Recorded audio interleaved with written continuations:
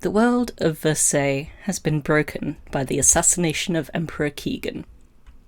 While the culprit is unknown, it has sparked a vicious contest for the throne. One of the Emperor's oldest children, Prince Gideon Orben of Ystari, has laid a strong claim and currently controls the palace in Amiesling. However, Gideon, like all his family, are immortal. When their bodies die, their soul is reincarnated into another member of the Ystari. Understandably, many other nations are deeply displeased with the idea of being eternally ruled by a single person.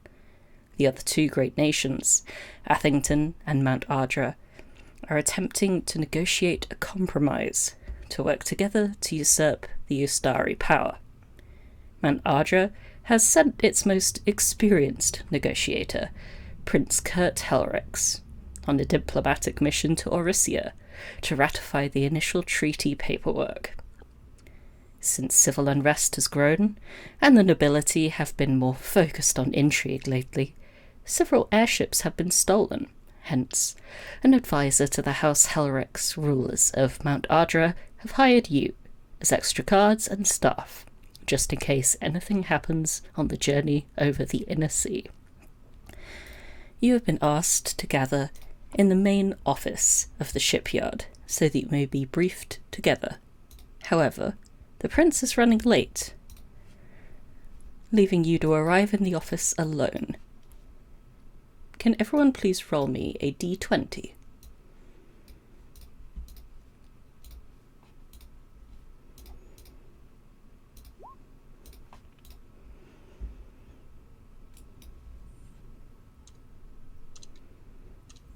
So the game seems to be running a bit slow for me, so bear with me. Okay. It's fine, I've got your roll. I just need Zell's. If you need a hand working out how to do a normal roll, just let me know. There we go. Cool. And you're waiting there on your own for a little while until Davina walks in. And Zell, could you please describe what Davina would see?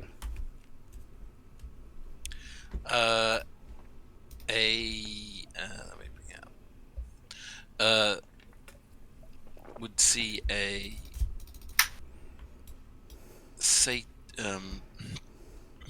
bring up the thing. Yeah, would see a satyr, rather a hybrid humanoid of yeah, man. Sorry, my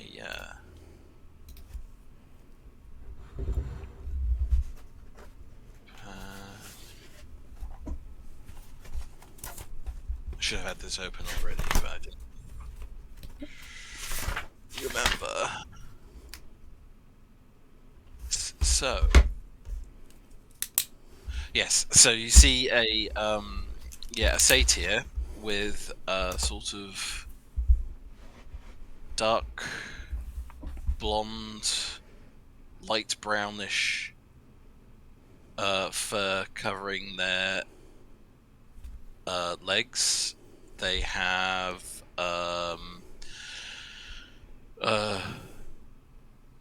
dark blonde, light brown hair with grey highlights. They have like sort of fawn ears with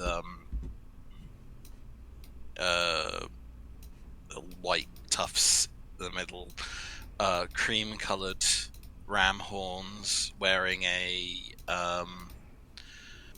patterned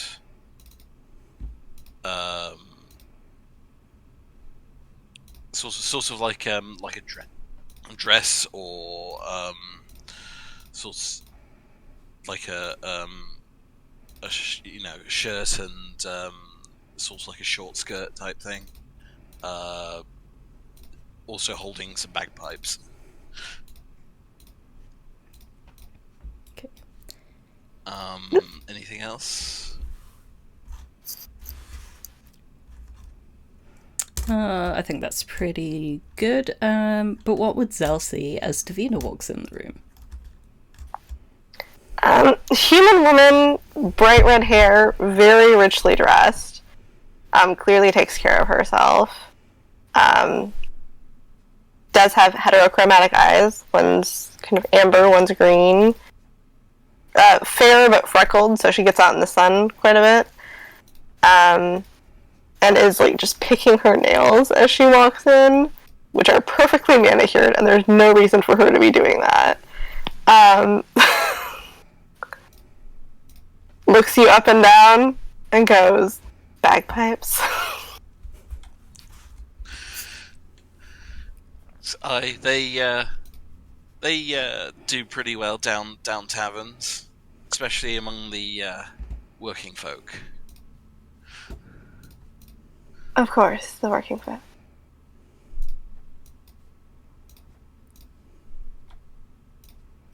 And she does have a flute tucked into her kind of belt area.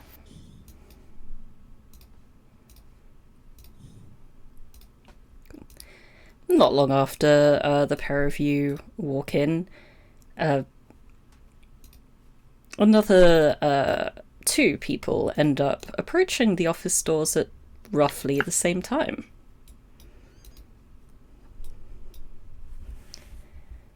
Who would like to describe their character first? Umbra or Elliot? You can go first. Alright. As this figure approaches, everyone would see that they're stand right around 6 feet. They seem to be of a somewhat athletic build, but they are completely covered in various cloths, etc., to the point where they are, you can't see any skin or any defining features that might tell you who they are under the all the clothes. You do see little bits of what appears to be gold, but it seems like very worn clothing, as well as a mask that appears to just be very slick and without obvious eye holes or anything like that. They would be wearing a small backpack with like rope attached to it, as well as a pouch on their leg, as well as 4 daggers strapped to their leg, 2 on each thigh.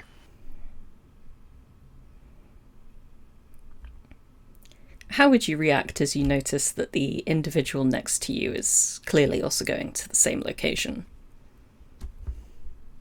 There's no reaction, just more of a shrug of, oh, this is a coworker now?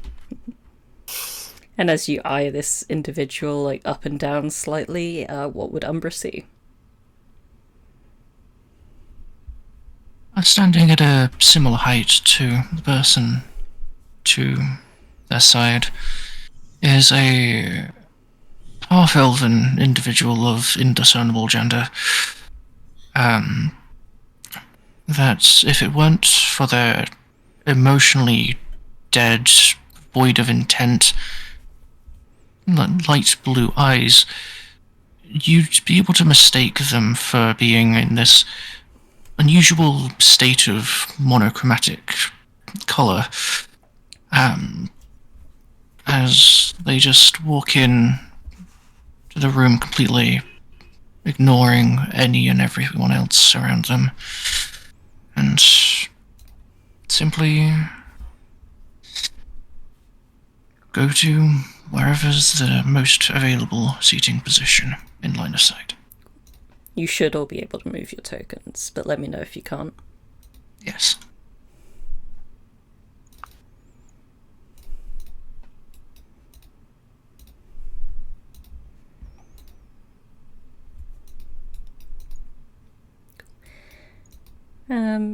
Is there any reaction from the two initial arrivees as these other two walk in? Just kind of a quirked brow at Umbra and like, funny seeing you in the daylight.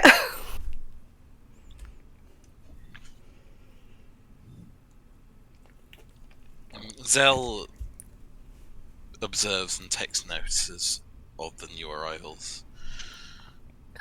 Just because the sun is up does not mean I disappear from this world.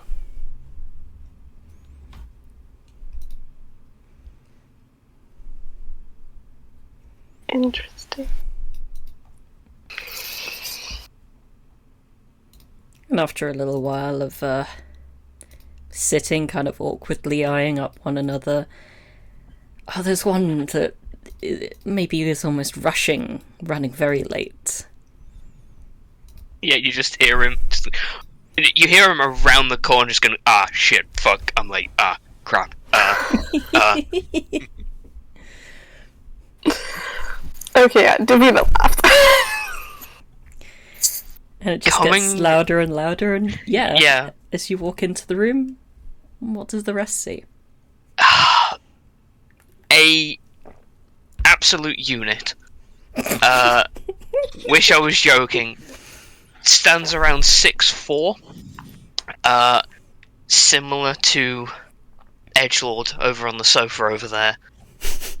Front facing, cannot see any skin whatsoever. Back facing, you can make out it's kind of autumny brown steel short hair. One ear is elven, so pointed, long. The other one is, it looks like it has been torn and burnt and then surgically corrected, but it looks about the length of a human ear. Wearing what can only be described as a mixture between hazmat gear and he's ready to kick in every door in the building gear. Something akin to that. Very much like hazmat colours. Sledgehammer, shotgun, weird sheath. Like, this guy looks like he's about to crack people's skulls open, but he's got the temperament of, like, a child. And he just runs in, like, oh, I'm not late. Wonderful. And then he just kind of stands there awkwardly. You can sit. There are seats. No, I like standing. Suit yourself. I imagine with, like, this gas mask on as well, your voice kind of has this Darth Vader quality to it.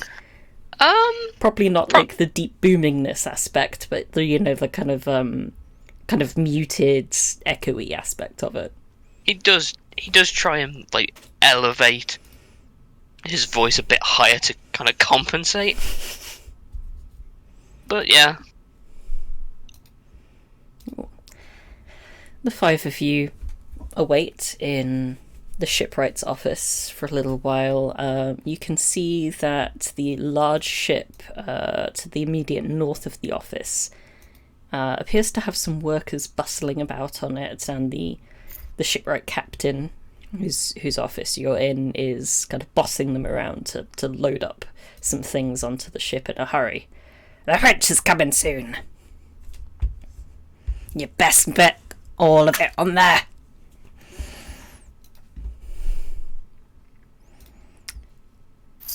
And, good to his word, eventually, jogging round the corner is a rather unprincely looking figure. He is a gnome wearing moderately like well-made clothing, but it's not particularly gaudy or anything. He definitely looks as if he's a bit on the older side as well. There's a lot of salt and pepper sprinkled throughout his dark hair. He's carrying a bundle of papers, drops one of them as he sprints past Brook and tries to give you a wave. Oh, hiya! Oh, I'm so sorry I'm late. I am Prince Kurt Heldrix. Would you five be the new guards? They'll stand up and bows. Looks at the others. Do I know if this is actually the prince? Would I have like any indication of their physical description? From where you grew up, you would be moderately familiar. You can roll me a history check. Okay. First skill roll of the game, let's go! Nat 1, nat 1, nat 1. Hey! Come on. I don't know why that's on. Yeah, with a 15, like, you've never met him in person, you're, where you were stationed is nowhere near as important to warrant those kinds of audiences unless someone's really done something weird. But you know that the Helrix family is a family of gnomes. And from what you've heard, he does seem to be a bit on the weirdly cheery and disarming side, which apparently what makes him quite a good negotiator. People seem to feel a bit more at ease around him. Davina will bow her head from her seated position. Your Highness. Anyone else? Elliot will give a nod of acknowledgement, nothing else. Umbra will just give a slight bow with the head. Okay. Brook? Brook's too socially slow, he doesn't understand this is the prince, he just stands there. Menacingly.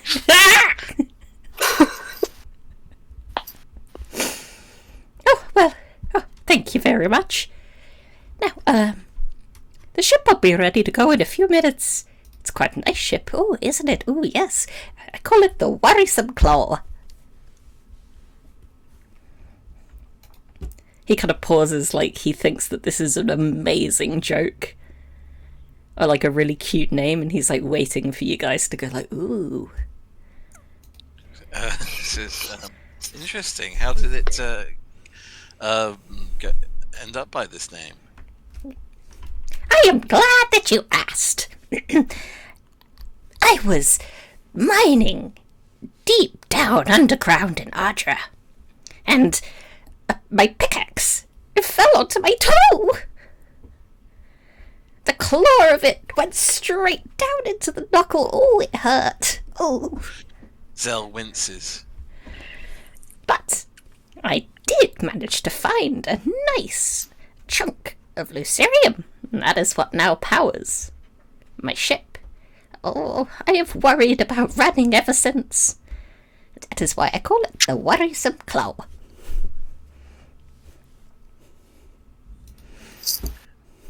He kind of strikes a little like mildly heroic pose. Davina feels a headache coming on.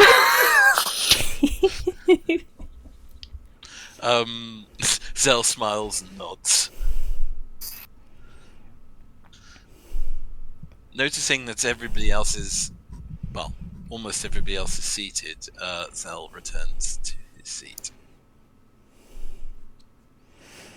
Now, are there any questions that I can answer about this here trip that we're about to go on? How long? Like the journey, and then... Normally it takes about 3 days. And we'll be going at a normal pace? We'll be going at the best pace that the most modern Lucirium-powered airships can provide. If we were to go on one of those dirty coal-powered airships, it would take us 2 weeks to see Athington. That was more in line with what I was expecting. 3 days is fine, obviously. I do have a question about what we are to guard against. Are you expecting airship-to-airship combat? People to attempt to board while you're taking off? Where should we be most alert? I doubt that anyone would attempt to board here. This is my home city, after all. I am most beloved here by all of my people. But we are concerned about sky pirates.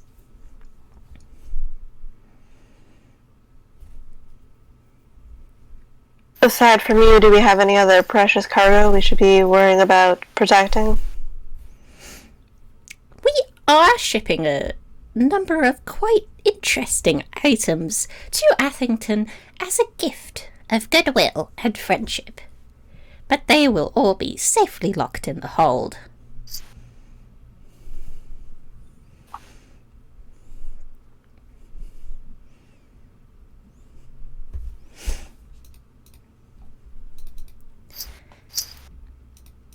Now, essentially, your duties are keep watch to make sure that no one tries to sneak up on us in the night, or in the day, or in the evening.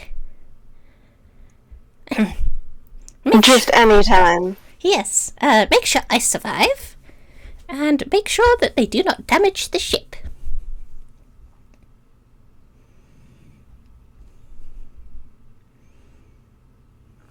Can I count on all of you to do that?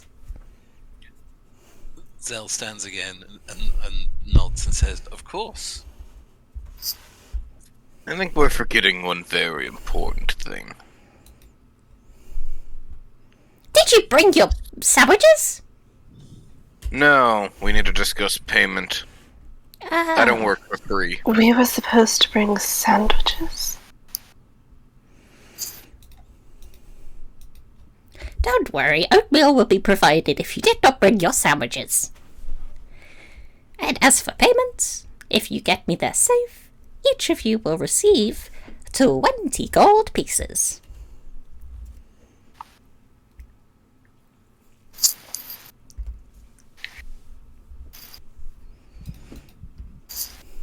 I got up at 6 this morning for 20 gold pieces. Okay.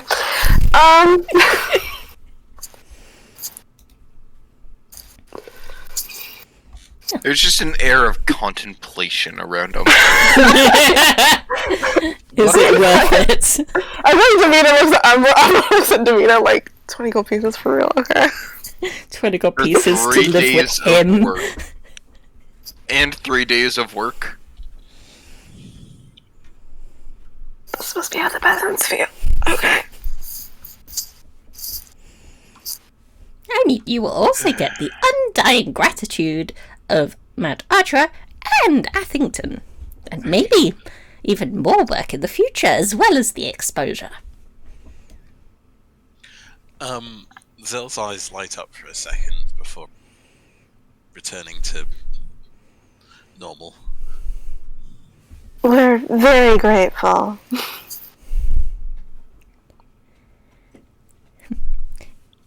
Well, thank you very much. Did you have a question, young satyr?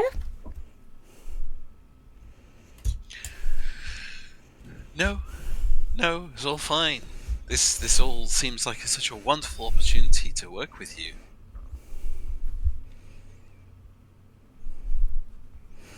Oh, well, thank you very... As he's just nodding and bowing, you hear a clear, loud, tinny pitch of a whistle being blown 3 times from the north of you.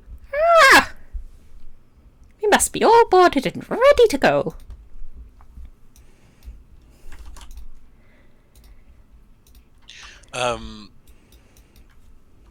Zell begins to make their way towards the door, saying, "Right then, I shall see everyone aboard." As Elliot would get up, just quietly approach. Just say, a final question. Yes? What is the certainty we will arrive at our destination? I suppose that will depend on how well you do your job. Uncertain. Very well. We'll have to account for that. Umbra's going to get up, dust himself off. If we do have pirates show up and we need to fight, I expect hazard pay.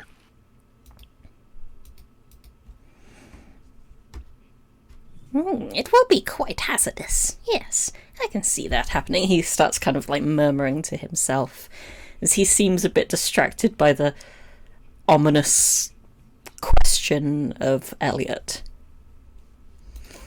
And with that, we will load you all onto the Worrisome Claw.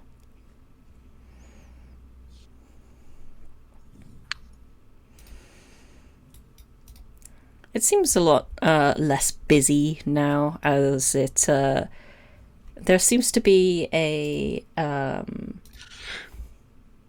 wood elf standing at the helm, piloting the ship as it leaves the docks of Mount Ardra.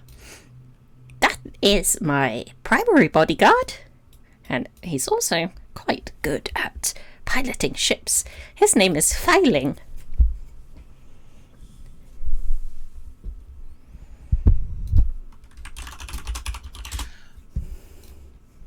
Zell looks around, looking to take note of all the crew aboard. Should I roll? Yeah, you can roll a perception. That's... I think that should just be the 9. Hang on. Is there a quick way to roll a d20? Oh wait, no, yeah, there is here. D20 plus 1, 11. Cool.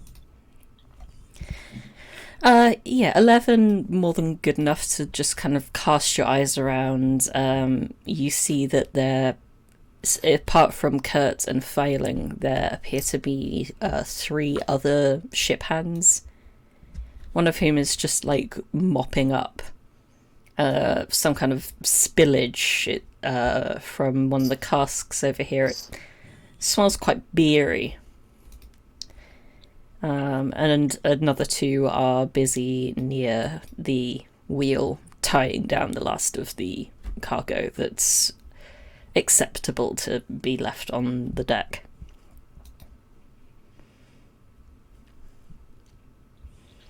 Zell, from this point onward, keeps an eye out to look for when they're looking more relaxed. Okay. So if you could just let me know if that happens. No problem. Anyone else want to do anything? Where do you go?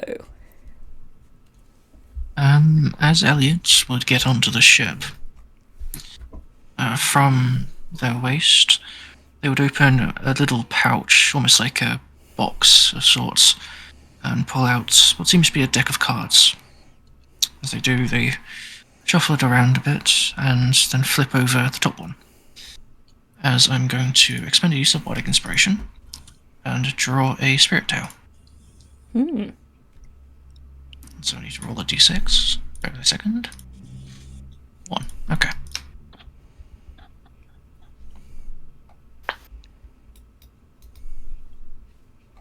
And after acknowledging the image on the front of the card, flips it back over, puts it back in the box.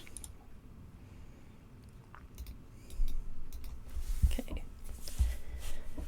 Brook, Davina? Can I just... I don't want to necessarily talk to him, but the captain, or there's somebody standing at the helm, what do I notice about that person, just straight off?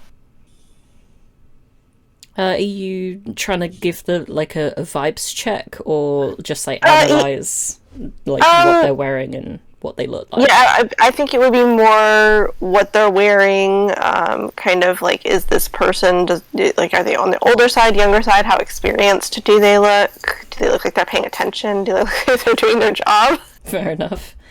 Yep, you can roll a perception for that.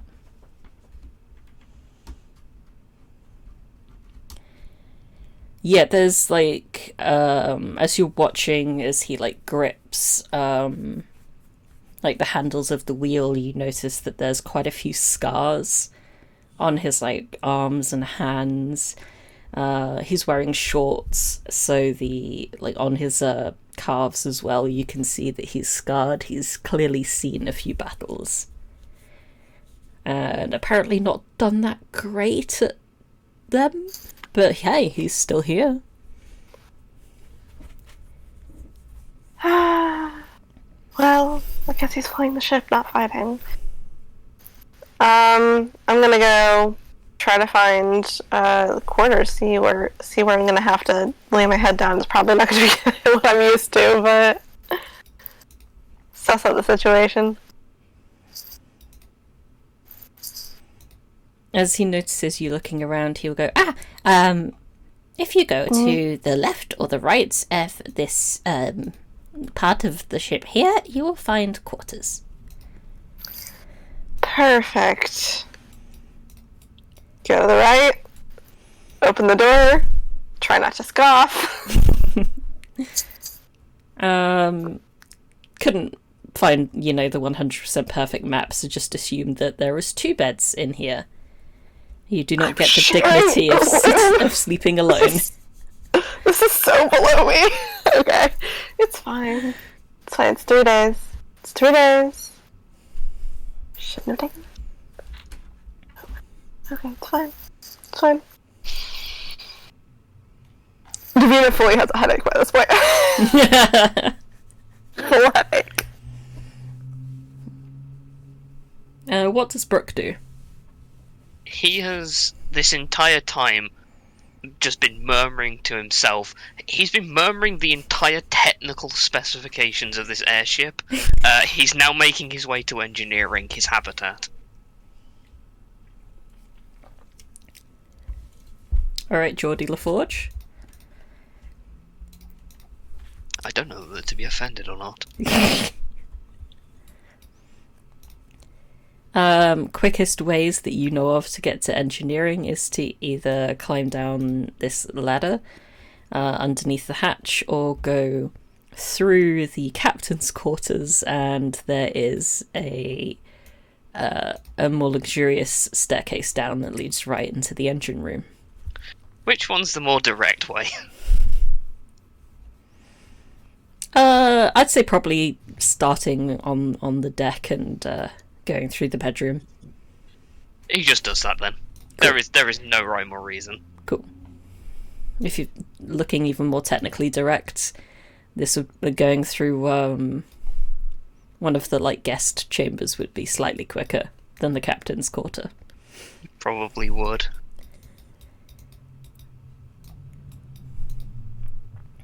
Well, and what about Umbra? He'd just be perched up on a crate, taking, cautionary glances out on the horizon. And did I ask Elliot?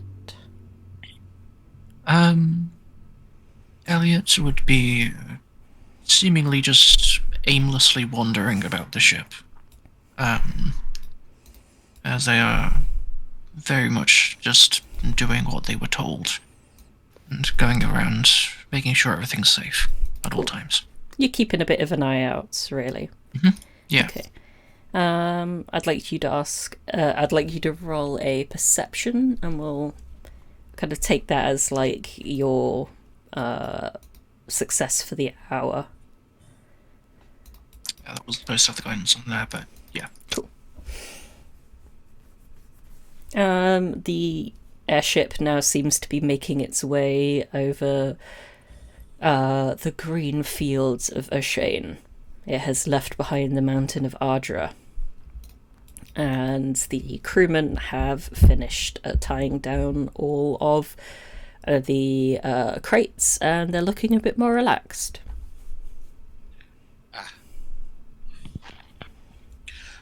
Zelf waits for an opportune moment to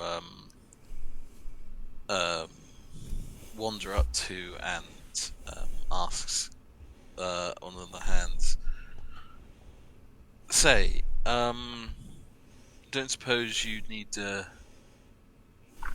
panpipe or bagpipe player when in your downtime? I glance over to the beer spillage. I assume you get beer rations or something.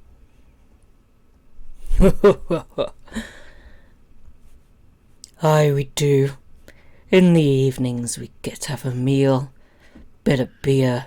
It's a lot lighter than water in these parts. Aye, may I join you?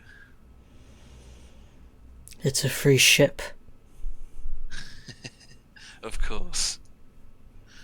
I'll see you later when you're not working. The one that you were speaking to just kind of nods at you, and then disappears below deck along with another ship hand, to apparently do something else down there.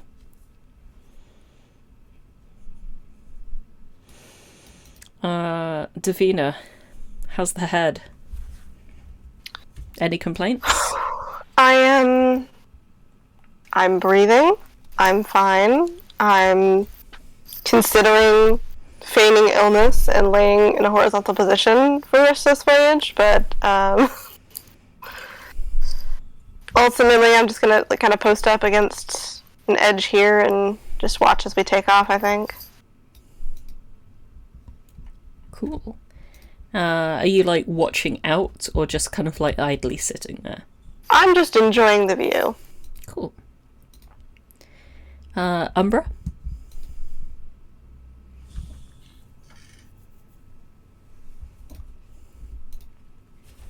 Oh, sorry. Yeah, just watching the horizon, making sure there's no ships coming. Okay. Can you roll a perception as well then, please? Cool. Good old 21. Hell yeah. And down in the bowels of the ship, Brook comes to the engine room.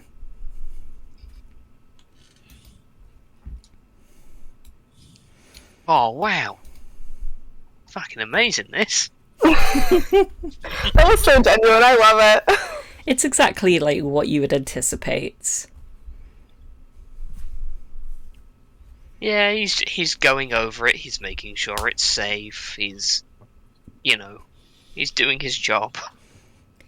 Yeah, you can see that the Lucirium crystal has been kind of suspended in this kind of gel-like substance, and it's just kind of slowly being its energy is being slowly sapped away, and you can see the gel running into the engine. The engine is moving, and this lovely purple blue flame is produced from behind, as well as any excess steam or heat being vented through the vents on either side of the rear.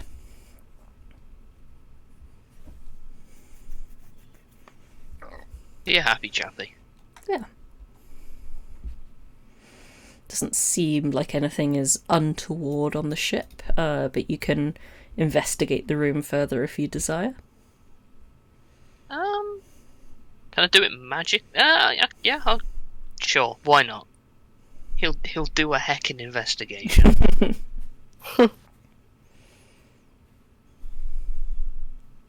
And a heckin' investigation he does. You particularly pay attention to the integrity of the engine, and this gel that is used, they call it slurry where you're from, seems to be of quite a clear, higher quality.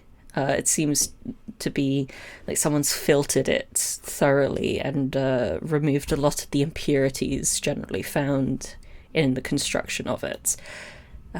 You reason that this might make the whole energy conversion process a little more efficient.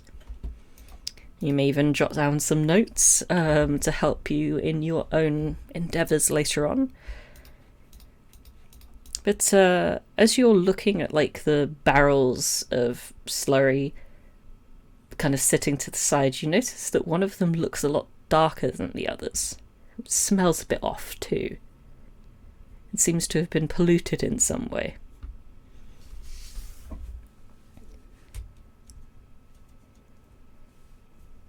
Nah, he's got the self-preservation of a chicken. He's gonna look at it. Of course, he's gonna look at it. Cool. Looking into it further, you can see that it has an extra chemical seems to have been added in the process of making the mixture, and if one were to breathe in the fumes with a bare face, they would start to get some really severe, chest pain after a fairly short amount of time. Can I tell? You're not familiar what it is? Could I try to make a guess? Yeah, you can make a guess. History or Arcana, probably. I'm gonna put that damn Masters in Chemical Engineering to use. You reason that the wrong type of phosphorus seems to have been added into the mix. So instead of this kind of like pure semi-liquid, it's almost like a caustic acid just sitting in this barrel. If someone were to add it into the engine, it would completely disable the ship. Okay. He reaches into one of the many, many pockets he has on him, pulls out a roll of gaffer tape, seals it, and then puts a post-it note on it that says, "Do not open, will blow up engine." And then he moves it somewhere in the engine room where it's separate from the stockpile of slurry. Lovely. Do you do anything else while you're down here? He's got too many post-it notes, so he's going to make a giant neon pink X in post-it notes on it as well. And then he looks proud at his work, takes a picture of it, and then walks off. He has a photo camera? He stops and takes a miniature portrait. One of these I think is just outright either records or takes images. Oh, there you go, static visual effect. He leaves a warning banner on the thing. Aha. There you go. Yeah, kind of like is it like some strange like symbol, or is it just like like an image of like a man vomiting or like a coffin or No. How'd you get it across? It's a rubber duck. It's a rubber duck, and then it says in common, "Do not open, C," and then the engineer Brook. Does the rubber duck have a gas mask on? No. He doesn't need reminding of his trauma, he wears it. Fair enough. He's then gonna go find the captain, because this seems like something you should tell an adult about, even though he is one. Cool. You go back up to the surface. If you go like this, do you go the same route, like through one of the bedrooms, or like whichever way's the most direct? Well, you're not entirely sure like who's technically in charge, but you assume that the prince would definitely want to know. So once you get to the top of these stairs, you just go directly south into the captain's quarters. Yep. There's no decorum on this man. Yeah, you just burst open these double doors like you're Aragon, but a lot more socially insecure.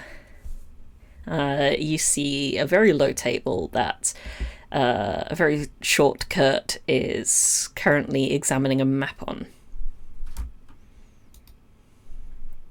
Ooh, He just looks up at you as you walk in. Oh, hiya! Hi. There's a barrel downstairs. Where's the engineering crew? Who's in charge of the engineers?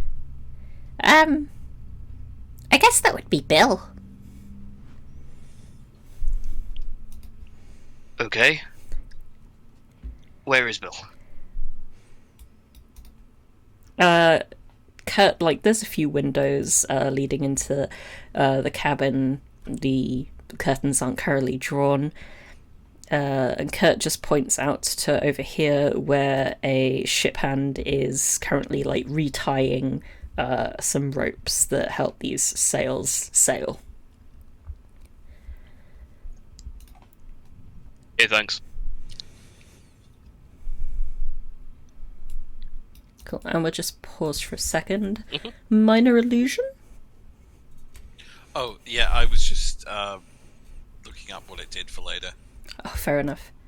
If you don't want to post things into the group chat on Roll20, there's a little eye. Where's that? I'll just open it up. When you hover over a spell, you should see the name light up in red. And then just at the end of like the text of the spell. Oh, I got it, right. Yep. No problem. Is there anyone that is wanting to do anything currently, or can we continue with Engineer Brook's crazy adventure? I'm interested to see how you have my blessing to continue. Go on. This is a nice spotlight. Cool. Yeah, you see the one that has been pointed out to you as Bill, just tying up some ropes. He's doing like a very intricate type of knots, and doing it very quickly as well. It seems that he's quite good at and experienced at this. Is he a gnome or is he a...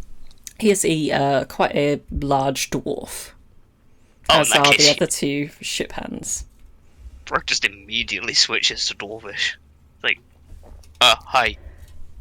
Downstairs, engineering, barrel, this big. Chemical imbalance, too much sulfur, would have blown the engine up. I've marked it, don't use it. Alright, I'll tell Will. He's our engineer.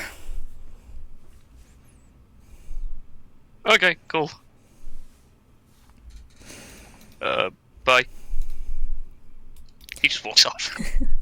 The rope tying is done, and then Bill climbs down one of the hatches in a hurry to go and find Will.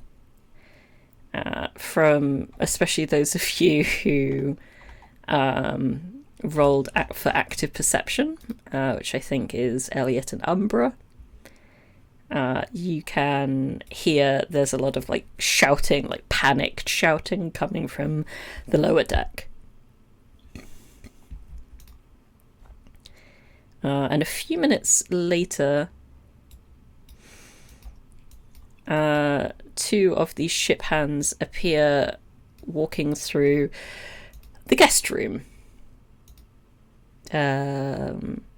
carrying between them a large barrel with a neon pink X in post-it notes and a very ominous picture of a rubber duck on the top. And once they reach the edge, they toss it overboard. Oh, That seems like a safe choice.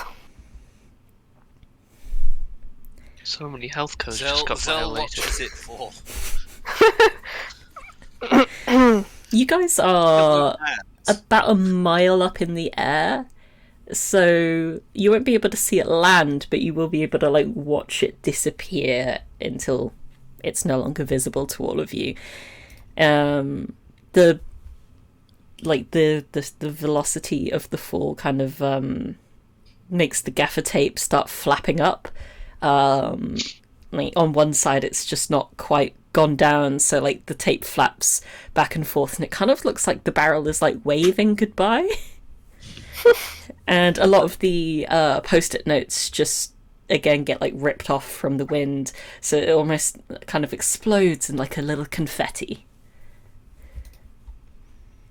I was gonna say, are we still over land? Yes. Zell closely watches the barrel and tries to estimate where it's gonna land. Or what it's gonna land on. 15 plus 1 perception. 16. You would estimate that you're about halfway out of Ardra, and you can see you're about halfway to the shore. You don't know of any settlements between the two, so you hope it would just fall on like an unoccupied area of grassland. Okay.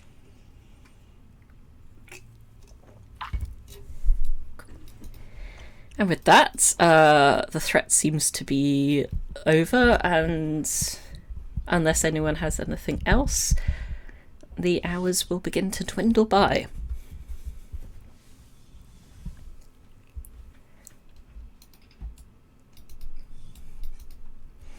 Right, I will take that as a no. Some of you are keeping a good watch on the horizon. You get a bit concerned as the afternoon begins to roll in. Clouds start to gather a lot overhead, and it makes it a bit trickier to scan the horizon properly. So I'd like everyone who is keeping an active eye out to roll perception again, please. I guess I have nothing better to do. Eyes are peeled. I will roll another 21.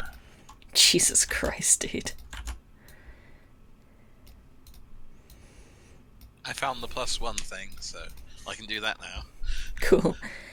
You can also just roll from your character sheets if you desire. You can just click on the skill.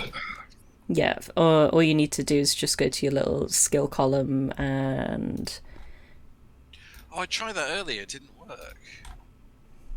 It did work. At least I saw it. You rolled a 9 and a 12. And that is because at the very top of this first page, just below your name and class, there is an advantage-disadvantage toggle. And it was set to advantage at the time. So you should see the 2 that I just rolled. That was from your character sheet. Okay. But I will not take the 2 I rolled for you. I will take the 8 that you rolled. First time using... Well, I mean, technically second time, but first time using this... Yeah, it's no problem. thing. I'm accidentally putting things in chat, and it's literally because I'm just experimenting and trying to figure out how everything works. Yeah, it's fine. We have all had to learn how to do this at one point or another.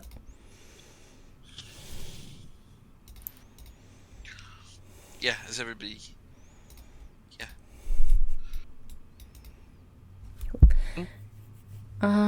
So we've got 1, 2, 3, 4, 5. Excellent. Everyone's having a good old gander. Which is pretty useful that you do, because Umbra, his eyes open, spots a plume of black smoke coming from underneath the ship. Underneath? Yeah. If he leans over, grabs the rope of one of these crates and everything, leans over so he has support. Can he see where it's coming from? Yeah.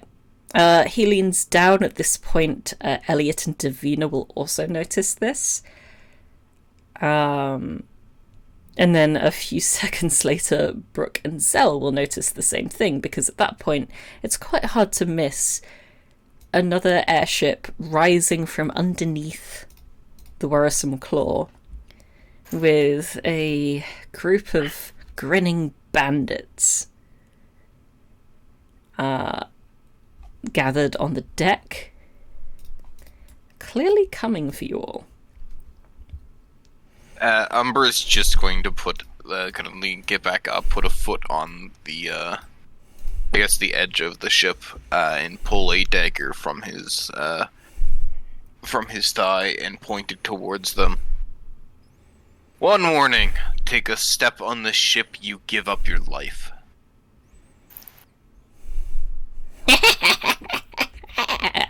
The captain, the person you assume is the captain, laughs. More of us than there are of you. Get him, boys! And with that, we will roll initiative. Good God. Oh boy! Oh, that's good. Just Okay, to the say, headache's back. just as an aside, for Tanji, rolling an initiative is the same as rolling like a skill, like we just discussed, but you have to make sure that you click your token first to add it to the list. First action, that one of the game. So click my token. You know, funny you say that. I don't think I had my token selected. Oh no, where'd the other airship go? So. I sent the thingy to the map layer, but I forgot I added it after the map. And that guy should be over here and into the right layer as well. I Control-Z'd, but it did the wrong thing. Wait, I clicked that. Yeah, and now you're in the turn order, so everything's right. Yeah.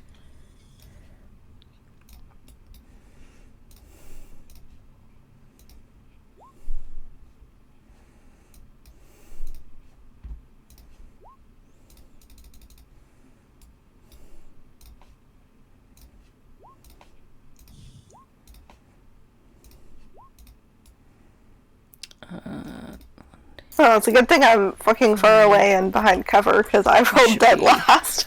2 more of those.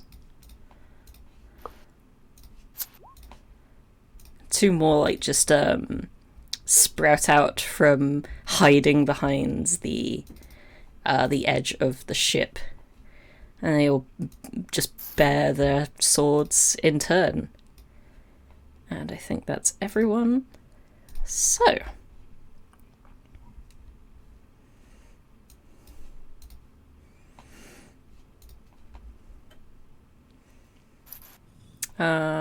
so this guy here is going to, with his longbow, attempt to shoot the wheel of the ship.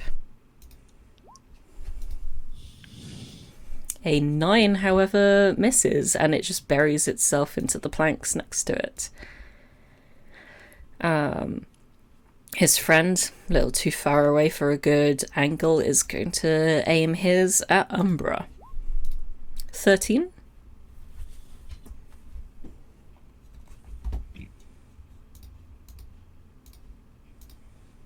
A 13 does not beat Umbra's armor class, so you get away with it. No. Yeah. Elliot. Almost immediately upon seeing a potential threat, Elliot will just casually make their way to about here. And just at a glance, do any of them seem to be wearing any form of metal armor? The guys with this token they're wearing some kind of like studded leather. Good. So, as takes note of that, aiming at specifically this guy in particular, he will mutter, "Run away from the fire, or be burned by it," as kind of waves his hand over his deck of cards as what looks to be the ghost of a woman set alight streams directly in his direction as I am going to cast Heat Metal. Damn, son. Damn, son. So that's hit him, and that's going to tick away every turn. Also, I just want to let you know, that's you don't need to save that because he can't unequip that item. Yeah. I'm aware. And then, bonus action. You can roll the damage now. It says It's already been rolled. Oh, yep, so That's that's full. right. And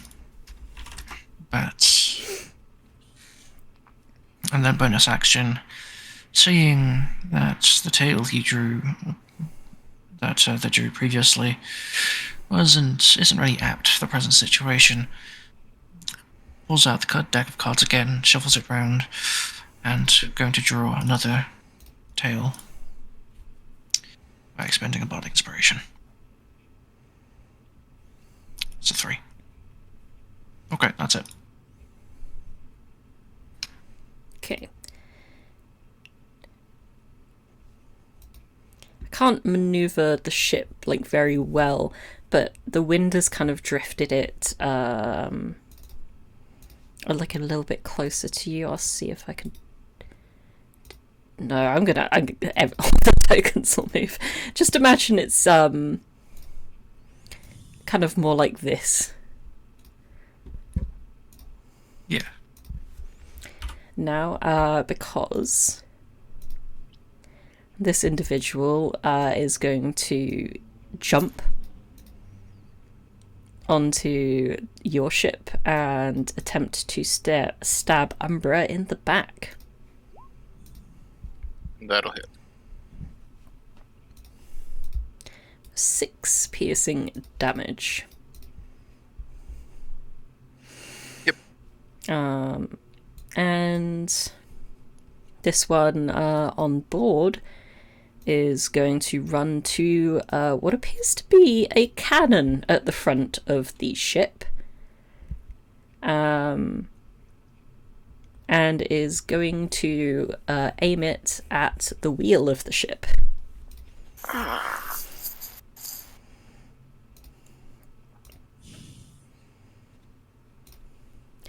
Which is going to be a hit. Silver barbs. Remind me what that does? This. Doesn't it have 60 feet? Yeah. Am I too far away? I'd say so. Just from my first glance, but... Oops. That's it, because this person's over here, Oh, yeah. so you're over You are like very far moved. away. Oh, wait. The ship's moved, but it's still too far away. Okay. Never mind. Can't do shit.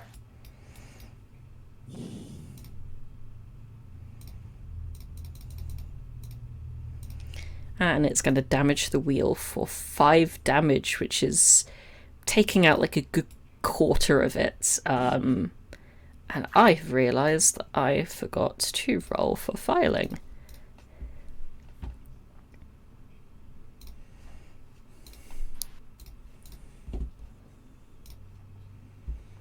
Apologies, DM loading time.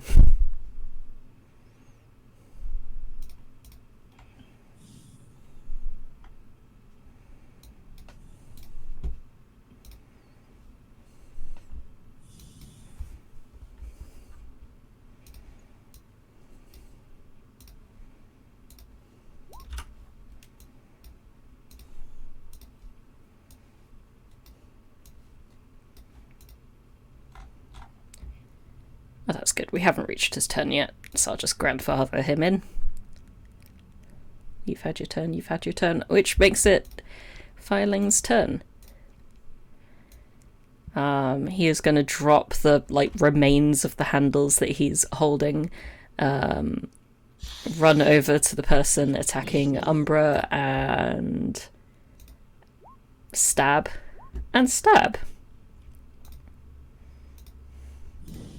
Wow, actually impressive. Yeah, this guy's dead. Very, very dead.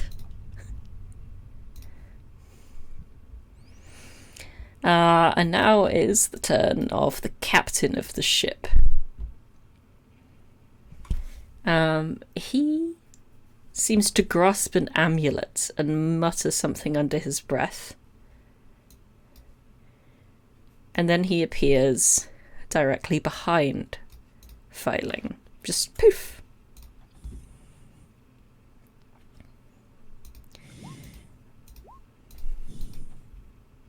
And all of those will hit him.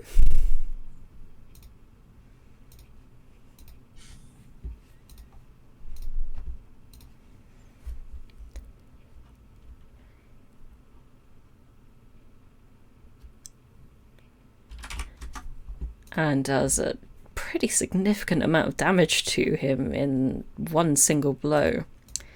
Zell.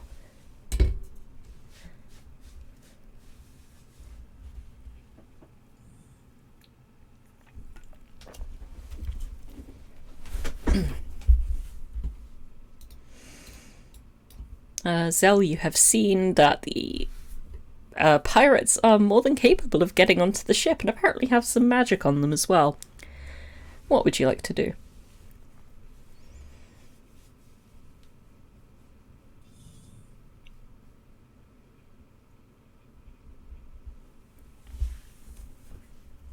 tangent? Oh yeah. Right. I can move. Cool. 35. So that'd be 1, 2. Yeah, I can get behind the one that's boarded. Oh yeah.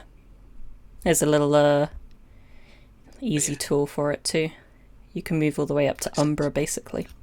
I bardic inspiration Umbra. I don't need to roll for that, do I? No. No, I just set that I've used it. Yep, and And, decrease your count for it. Yeah. And then I can. One moment.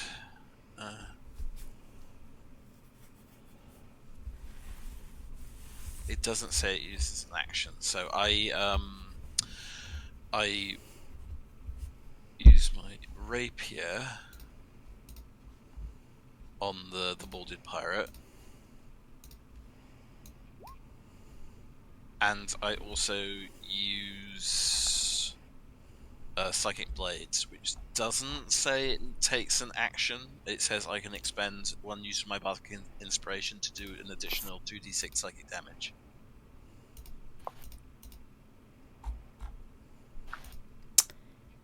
Yep, that sounds right to me. However, a 16 does not hit. No. Oh, it's on hit, so I don't expend it. But yeah. Cool. Okay. Well, I think that's my turn. Yeah, you just you swing out with your rapier, but it just kind of glances off his shield. Right. Yep. And this one is going to take a running leap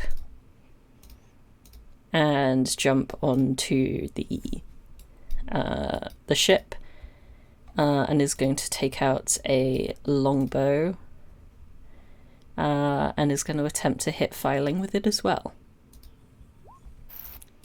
But that very much does not hit. It almost hits Elliot, honestly. It goes very wide. Umbra. Well, it's time to kind of run away. So he's gonna like jump from where he was standing, kind of atop a barrel, and as he moves, he puts the dagger that he drew back into his leg pouch, and he reaches a hand as he gets ready to throw. And as he swings his hand to throw something, like a little, almost, well, it would be purplish, the same color as the, like, little bit coming off of his hand there in the token. Little, like, kunai almost looking object flies towards the person there, their captain. I'm going to throw a psychic blade. Cool.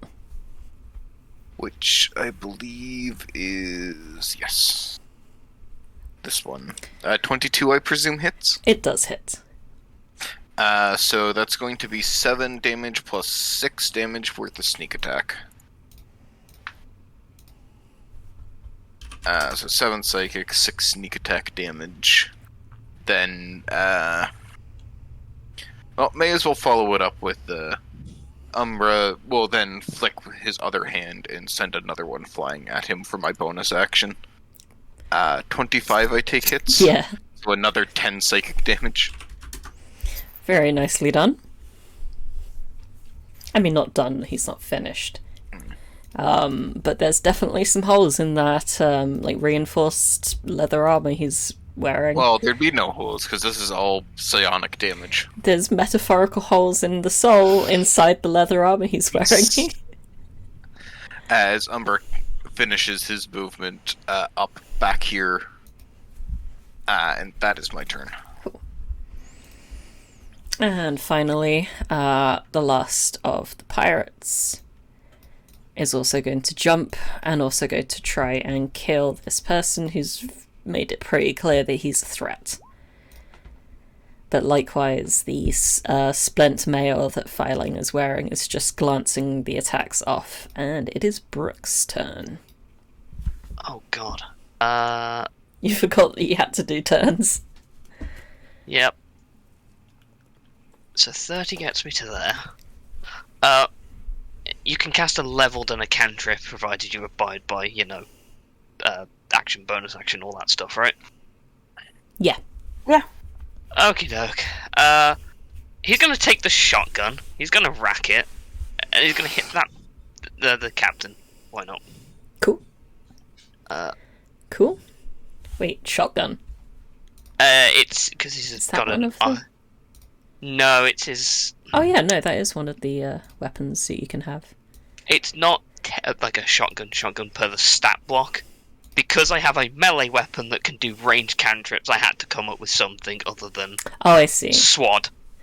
It kind of looks like a shotgun, but it changes. fair into enough.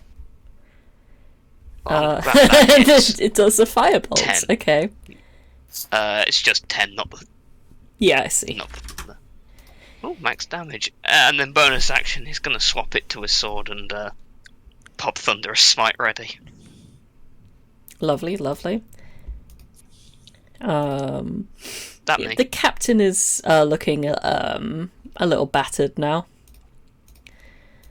Davina. Okay, I'm gonna move up 30 feet to here. See if I'm close enough. You said the ship's kind of here-ish? I don't know. Either way, I wanna cast a spell in this range, so that's close enough.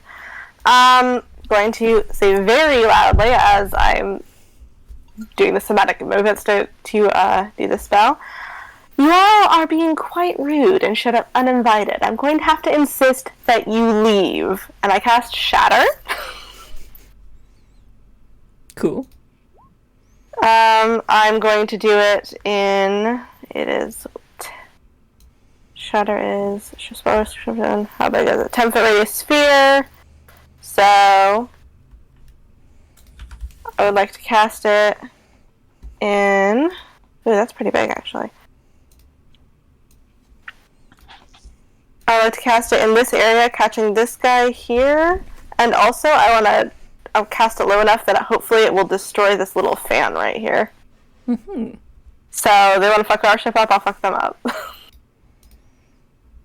And the ship, if the ship rolls for it, rolls disadvantage, because it's... Actually, it's just a non-magical... It's a non-magical object. It's not even... It depends if you count it as a creature or not magical object, but if it's not magical object, it just takes the damage. Well, I'm not a sailor, so I don't technically count ships as creatures. Okay. Constitution. So it was this boyo and this boyo. Mm-hmm. Yep. So the second one will make the save. So he takes half, so he only takes 6 thunder. First one takes 12, and then the ship, if that is a thing, also takes 12. Well... Oh, that was meant to be with a disadvantage. Never mind. I was going to say, because unfortunately, these ships kind of, run on thunder, so damaging them with that type of, damage is not as effective as you hoped. You do see that one of the, some of the fan blades do kind of stutter for a moment, but it doesn't seem to have had much more of an effect. However, what was it, 12 damage, completely kills the top individual. That's what you get. And then I will give Bardic Inspiration to Umbra. He already has Bardic Inspiration. Umbra already has it? From somebody else? Okay. From Zell. Okay. Then I will give it to Brook. Take a Bardic Inspiration. Cool. Thank you. And at the end of your turn, you hear the doors directly behind you, Davina, burst open. Ah! What is going on? Come get some, come get some. I'm ready for you. Look, it's just us getting our hazard pay. Go back into your room, Prince. Sincerely, if you could get behind cover, we just have some uninvited guests that we're dealing with, so... Cool. We'll see if he makes it to his turn.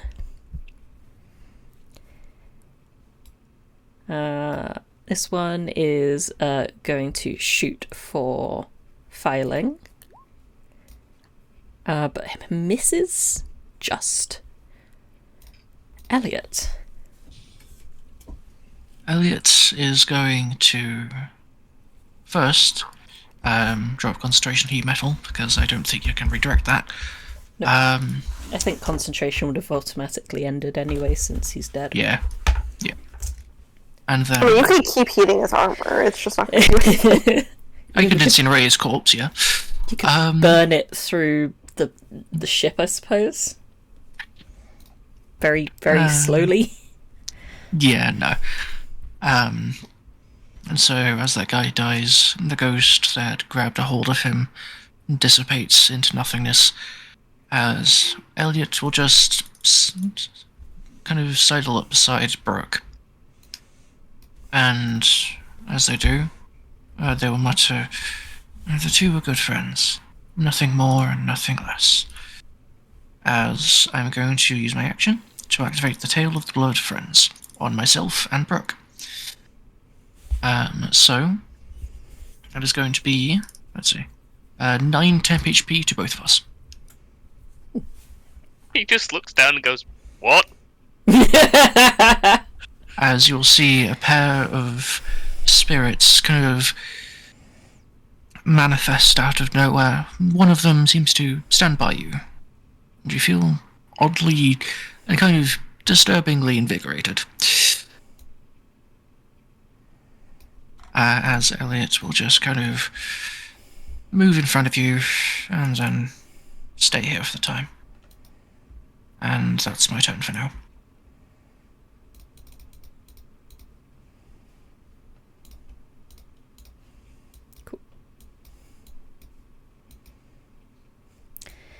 The gentleman with the cannon is going to re-aim it again, and is going to aim it kind of like just between Brook and Elliot,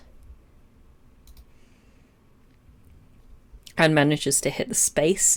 The cannonball just tears into the decking. And I need both of you to make a dexterity saving throw, please. Oh, I'm sorry. I didn't realize I was... Can I silvery barbs that? I didn't realize I was muted. You can silvery barbs. No, wait. Are you within 60 feet of him now? Let's... I mean, I was able to cast Shatter, so I should be. This guy's the one... Oh, that guy... Well, the ship's not right there. The ship's a little bit closer than that, right? It's like up here. Yeah, the back end of it moved. The cannon is pretty much where it was. Okay, so it just swung around like this? Pretty much, yeah. Okay, sorry. The picture you drew, I thought it was a little bit more like up this way. My apologies. That's fair. I am also not the best artist, so... So the pair of you are going to be... are basically going to have a bunch of wooden splinters and planks just flying at you. Neither of you are able to effectively dodge, so you will both take 9 points of bludgeoning damage as debris just rains upon you. And as that happens, the spirits will dissipate, as all the temporary hit points I just gave us both will dissipate. Oh yeah. Oof. That is the luck or disluck of the roll. I'd say it's lucky, considering that would have been half my HP. Ooh. It seems like Filing is right where he belongs. He has 2 longsword attacks. He is going to do one to the cur on his left and one to the captain on his right. The one against the captain lands and deals a glancing blow against his arm.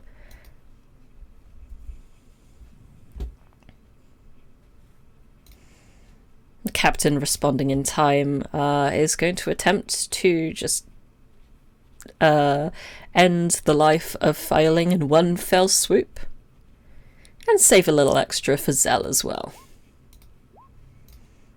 So it's an 8-hit Zell.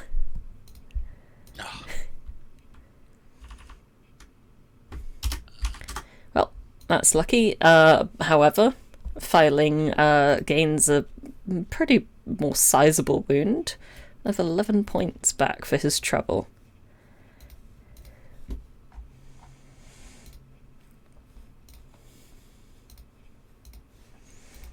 And Kurt is just shouting, I can help! I can help! We need to make sure that we get there!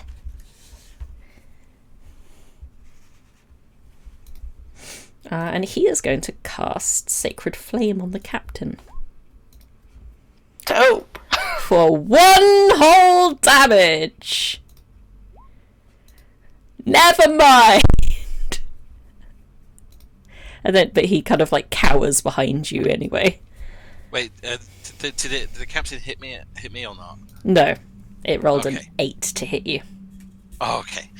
Right. No, it hit the NPC Filing, but not you. In that case, I attack. No, I bardic inspiration. The NPC's name I can't remember. Filing. Filing. This boy. Yes, bardic inspiration, Filing, and then I do rapier attack on the captain. Yep. 15? That does not hit, unfortunately. No, but I still need to. Yeah, there we go. Take down bodies. Yeah, okay, that's my turn.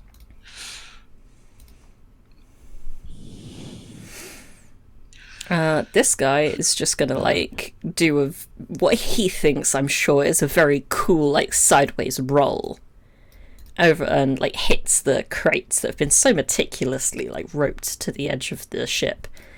And he is going to take out his longbow and attempt to hit Kurt with it. I believe technically, because Kurt is cowering behind Davina, he has partial cover.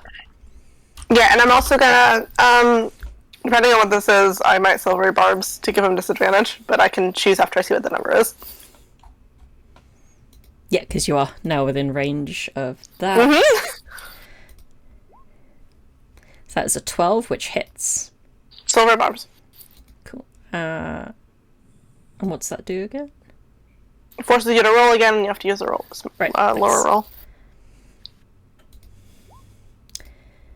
Fuck. Okay. I'm afraid that's still going to hit Kurt. He's so Hand out squishy. advantage. Oh yes, handout advantage. I will give it to...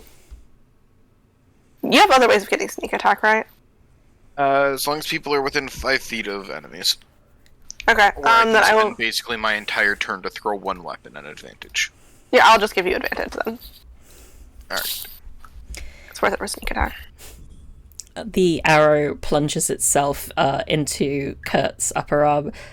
Alas! I am wounded! I told you to stay inside, Prince like spine. Umbra.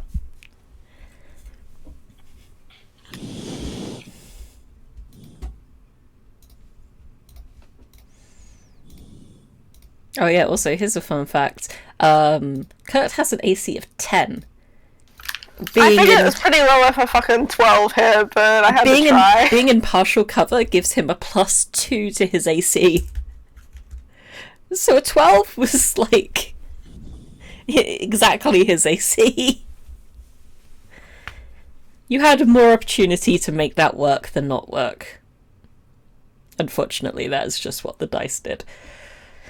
But yes, sorry, Umbra, your turn.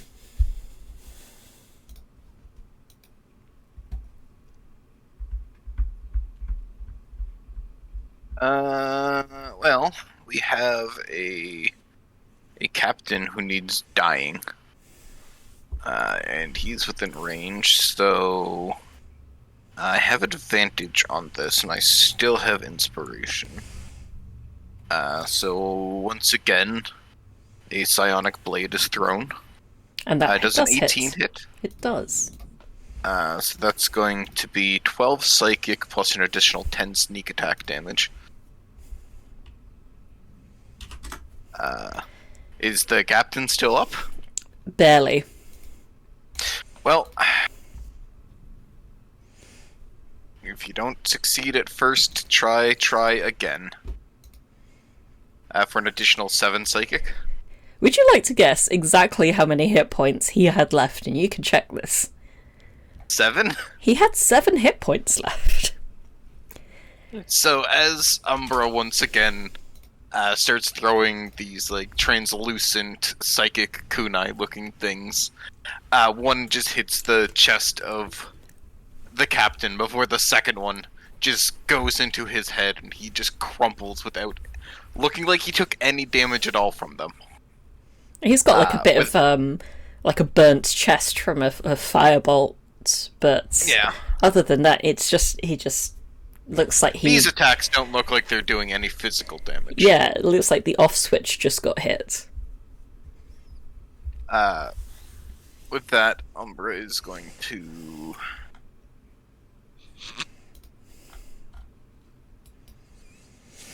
move up a little bit. Actually, what can I do with cunning action? Actually, no, I use my bonus action for the second turn dagger. So he's just going. I'm not going to move at all. He's just going to call out, whatever device that captain had is mine. That'll be my payment. And that's my turn. Kurt seems to like nod quite happily to that, but we'll do a quick little reaction shout. Just make sure you don't kill all of them!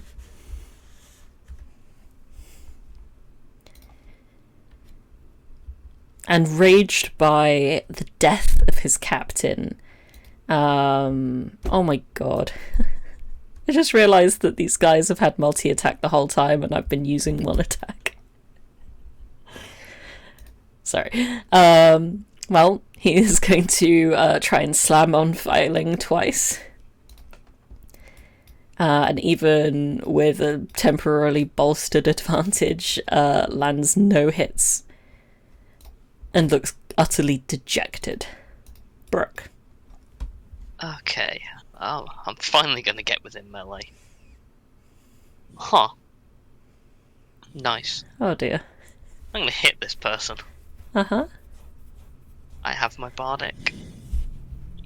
I have my greatsword. That hits. Lovely. I do have Thunderous Smite.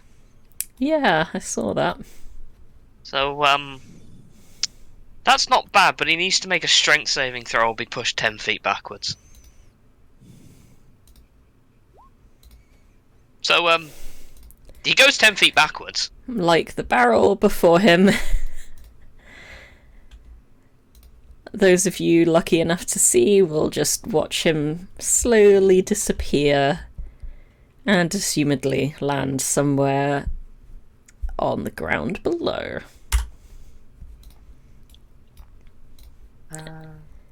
Have a nice trip.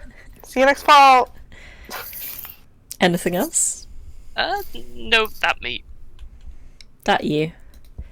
Davina. Alright, how messed up is the prince looking? He looks a bit bloodied, yeah.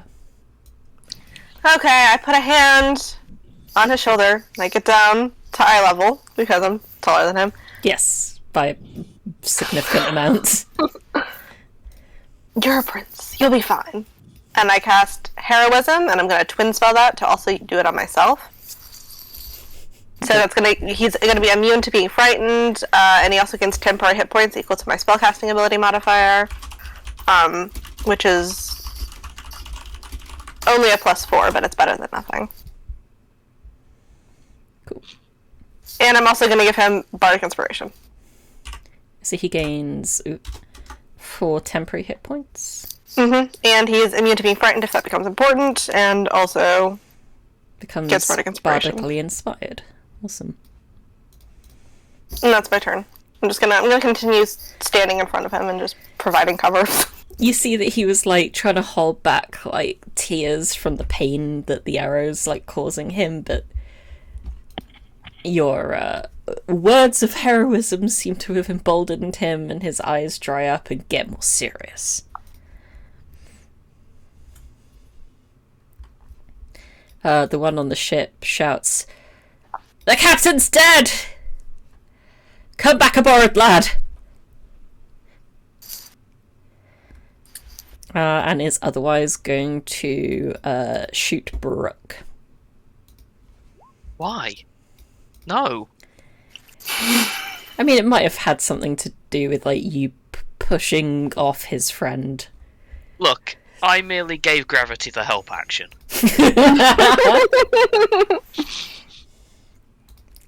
Damn, stone cold killer. Does a 12 match or beat your AC? My emotional AC, yes, but otherwise no. All right, Elliot.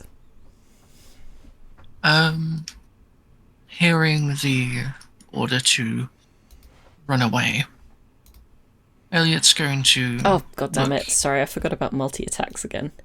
Hold on. Never mind. Don't worry about it.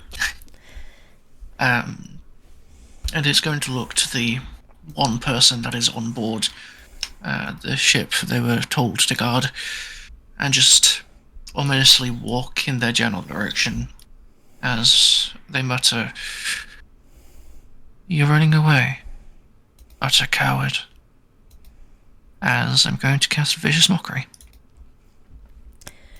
Damn. Just doesn't get there. He holds his head and is just clearly a little bit perturbed. He feels a little attacked. Good. And then that's it for me. Lovely. Mr. Cannon Man is going to aim right at his captain's corpse.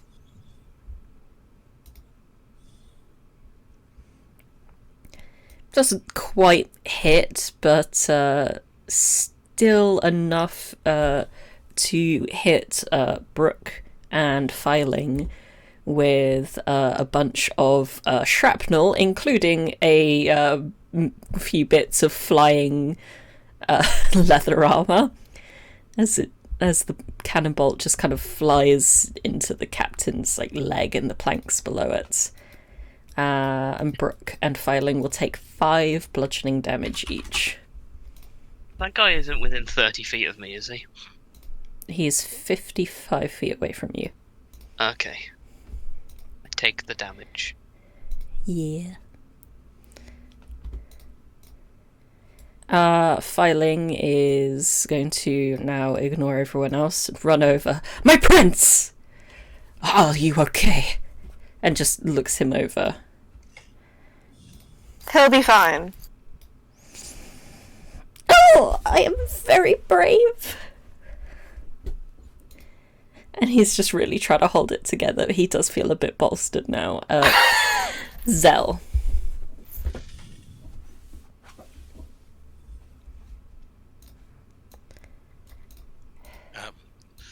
Zell, how close is the attacking airship?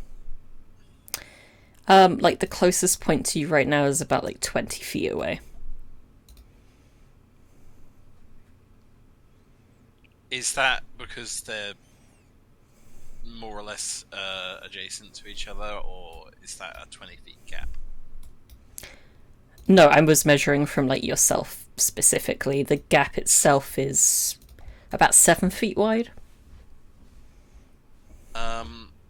As a satyr, I get mirthful leaps. Cool. Whenever you make a long jump or high jump, you can roll a d8 and add the number rolled to the number of feet you cover. Even when making standard jump, it's extra distance costs movement as usual, but that doesn't matter because I can just jump as movement, right?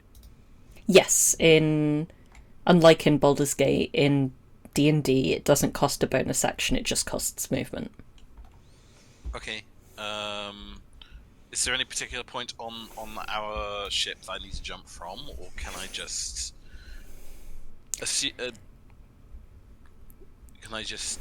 what we say, go to there and then like assume that's 10 feet or something? You know what, there's a lot fewer people on that airship now, so it's going to be a lot less annoying to move it around, so I will adjust it. Nope. To be more like accurate to what it is.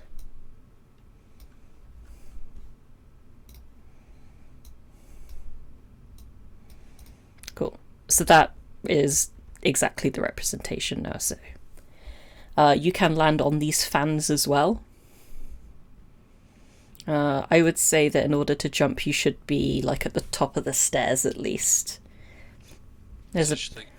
You can also like just kind of climb over this space. It's only about 5 foot tall, so it doesn't cost you any additional movement to climb it. Okay, so is a 35-foot move good? Yes. I'm going. You could almost technically just like step on the ship, actually. Yeah. I'm gonna 35-foot move. Whoops. Hang on. Grab. Yeah. No, that's not how that works. 35-foot move to here, and I'm going to cast a spell. I'm going to cast Fairy Fire on those two, because I assume they're in range of each other. 20-foot cube. Not quite, no. But it will be from the middle, so if I cast there, that's 15, and that's 10. It's a cube, so you got to pick a point, and then it would be like. Oh right. I think, no. What? Is that how it works? That's measuring its the cube's radius. Yeah, yes. it'd be that then. Yeah, I think there's a spot where you can get them both. Just. Yeah, Inglet's the corners pointing like north. Yeah, you're just like there you go. brushing against the guy now. Yeah. Okay, so yeah. I struggle with these like advanced ruler things as well. There aren't that many spells that do cube shapes either. I think it's this and Thunderwave. Is that casting? Oh no, it's just putting. Yeah, we see it in the chat there. There's no damage or anything, so it's yeah. just gonna pop There are out two ways that the spells kind of post to chat in this game: spell card or attack. When it's an attack roll, it appears like vicious mockery above. Yeah. So all you need to do is post the spell card, and then it's me. Okay. For 2 dex saves. And then I'll just lower my spell slots remaining 3. So both of them fail, so they look super pretty right now. And that is your action. People get advantage. Oh, I need to pick a color. I pick green. Green. You know what? Let's go with that as its token. Anything else? You still have a bonus action if there's anything you can do with that.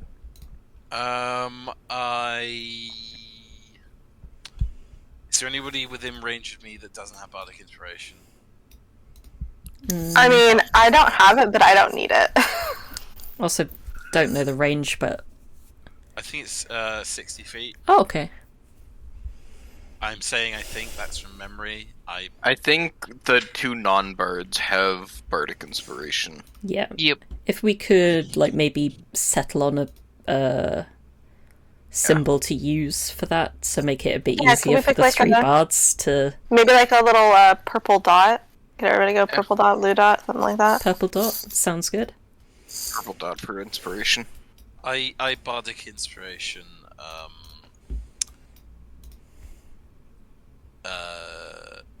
Elliot. Okay. Oh yeah, I was also going to adjust all the sheets so you can all see each other to make it a bit easier.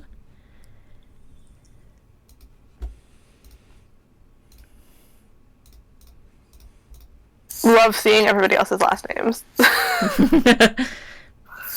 Especially emphasis on the plural when it comes to Elliot.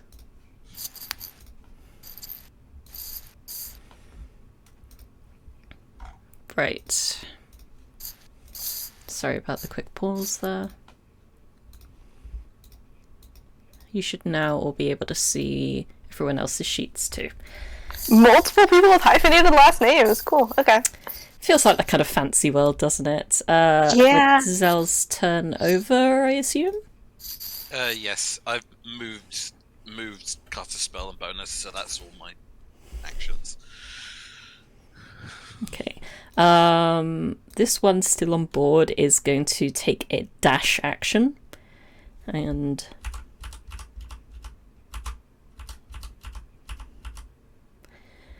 just like run right past you, which would provoke an attack of opportunity from you, Zell, if you have a melee weapon equipped. Yes, I do. I have a rapier equipped. Fortunately, a 10 just glances off his padded armor. Yeah, I haven't been doing too well with my melee attacks lately. Very few people do. Umbra. Well,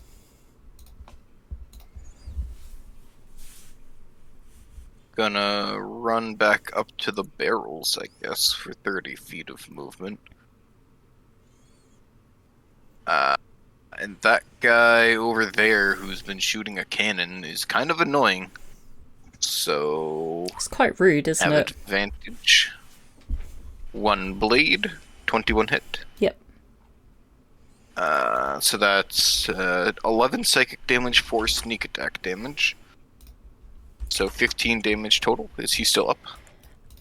By like a thread. Does a 19 hit? Yes. Well, another 8 psychic damage is another one in the chest, one in the head. I presume takes him out. Yeah. All that is left behind is a glittering green corpse. Well,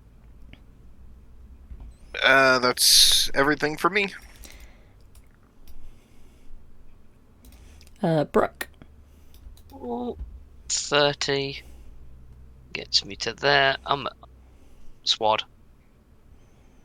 Sword. Well, I can't sell Booming Blade, but I mean, yeah, I'll use Booming Blade, but it's the same attack roll. Okay. 15 hits. Okie doke. Well, he takes 9, and then if he moves, he takes 1. Oh boy. Oh boy.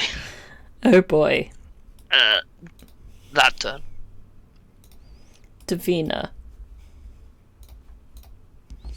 Okay, so they're 100% fleeing at this point, and the princess said don't kill them all, so I'm assuming he would like us to capture one or more of them if possible to figure out what the fuck is up. I'm going to move up 30 feet here, and then I'm going to try to... What shape is this? I'm going to cast Sleep, but I'm popping the spell just to see what shape this is. Okay, within 20 feet of a point that I choose. So I want to try to not get my allies in this. That's going to be difficult. You guys are like right in the freaking... out of these two, this guy and this guy who's in green, who's looking more fucked up? Green by a long margin. Okay, I would like to... I'm going to say, don't kill him, grab him, and then I'm going to cast Sleep so that it only affects the guy, the green guy. So I'm going to cast like a circle, a 20-foot circle that's only going to grab him. Which is not hard to do. I've just realised, Brooke, you should have rolled your attack with advantage. Oh. Because he just in case it's a nat 20. Fire. Yeah. In that case, I will do so. But yeah, Yeah, alright, it's no not more upcoming, damage is okay. done.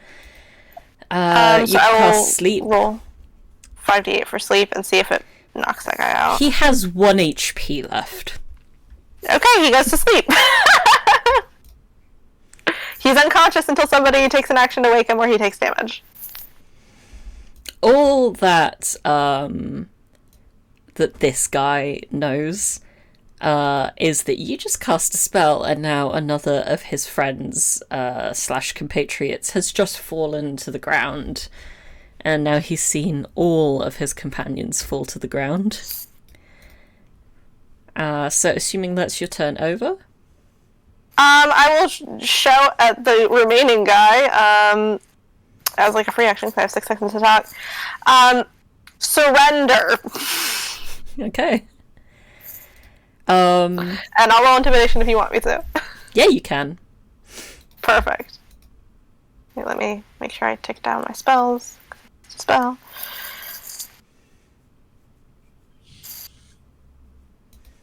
Well, that sucked. You really just like try and muster up everything that you have, but it seems like these sky bandits are not receptive to the same type of like intimidation that you're used to doing in your day job. Yeah, they're just like, okay, just a fancy lady with a dress. I'm like, my guy.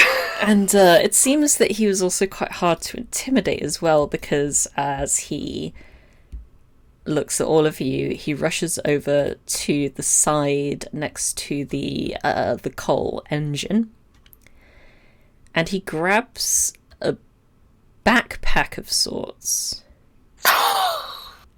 puts it on, gives you all the double bird, and then jumps off the edge of the ship.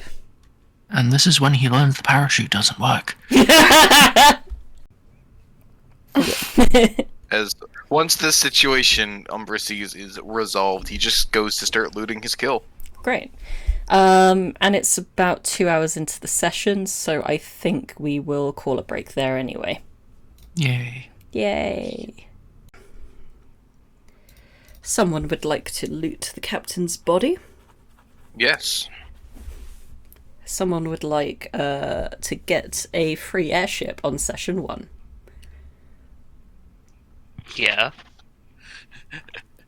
Because the problem with the airship is it seems that while Houdini was grabbing himself a parachute, he seems to have hit some form of dead man's switch,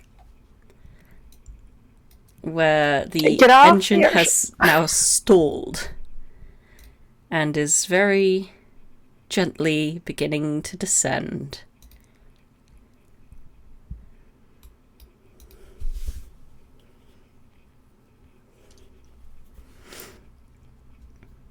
What do you guys do?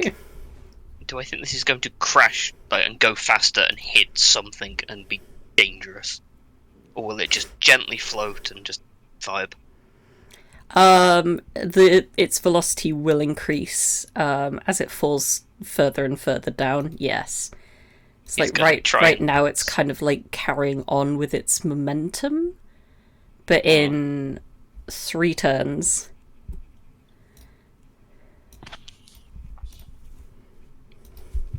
Okay. Can Zell start to move the unconscious one aboard ours? Yes. What's your strength score? It's not the best. If it's below a 12, I'll ask you to roll athletics to pick it up. 8. I'm afraid I'm going to need you to yeah, that thing. Athletics. Okay. No bonus, but I do have Jack of all trades, which you can add half your proficiency bonus rounded down to any ability check that doesn't really include your proficiency. If you don't have Bardic Inspiration, take Bardic Inspiration. Just gonna wink at you. I don't believe you do. Oh, no, I don't. Okay, yeah.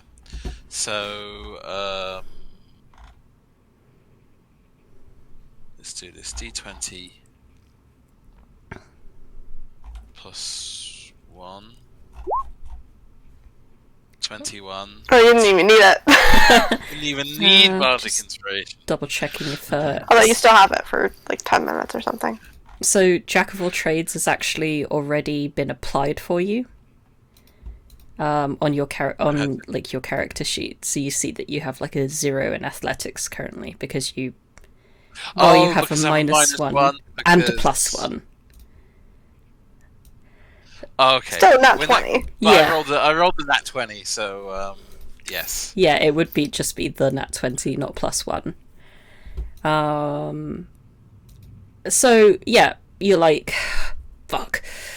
I need to do this really quick, and you just it's kind of like a parent trying to like rescue their baby from like trapped underneath a car. You just like one arm like lift this limp noodle of a human up onto your shoulder and just trot your way back onto the worrisome claw. Yep. Cool. And what does Brook do? Right to fix it, I assume. Yeah, attempt to fix it. If not to keep it, to at least stop it from, like, plummeting into the ground and, I don't know, blowing up a pond. Those fish will literally not know what hit them. They have no concept of what hit them. Okay, like, how do you want to approach this? Carefully? Sure, but I mean, like, what specifically would you be looking for or trying to do to stop this? Basically, turn it off and turn it back on again. Okay. So you first want to roll a history check to see if you're familiar with this hodgepodge type of airship, which you are not. Do I still have my bardic? Yes. I'll use it on this then. It's a d6. That's a 15. It's better than nothing. At first, when you first try and recall, you feel just completely at a loss. You've not really encountered this type of airship before, but as you look at the engine specifically, you realise it's like very close in design to the Westchester 5000. The best damn coal-burning furnace in all of Versailles at the particular price point that you were looking for at the time. And you see that it does have like an on-off lever, but it appears to be locked. Someone like these pirates seem to have thought things through a bit to make sure if they failed, their evidence that they were there was destroyed. So just a simple reboot of the stalled car doesn't seem to be an option. And with that, we're going to increase the gravity timer. You have 2 turns left.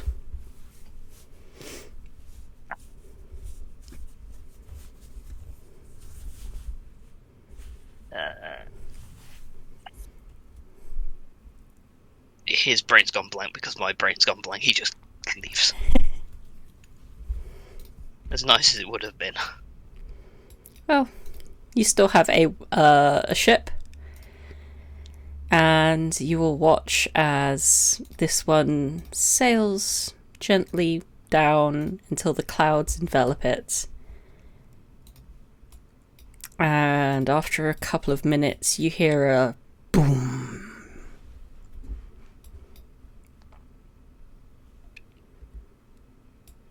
And you think it's probably hit something. Meanwhile, Kurt and his bodyguard have retreated inside, and I believe there was some looting to do. Yes.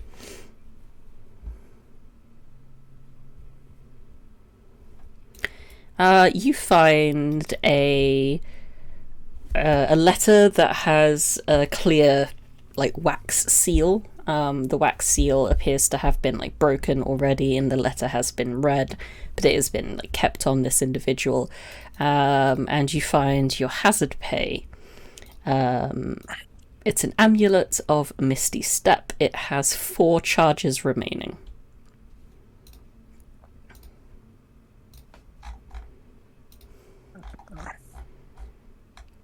So basically, you can use your bonus action to use it to cast Misty Step up to 4 times, and then it will disintegrate.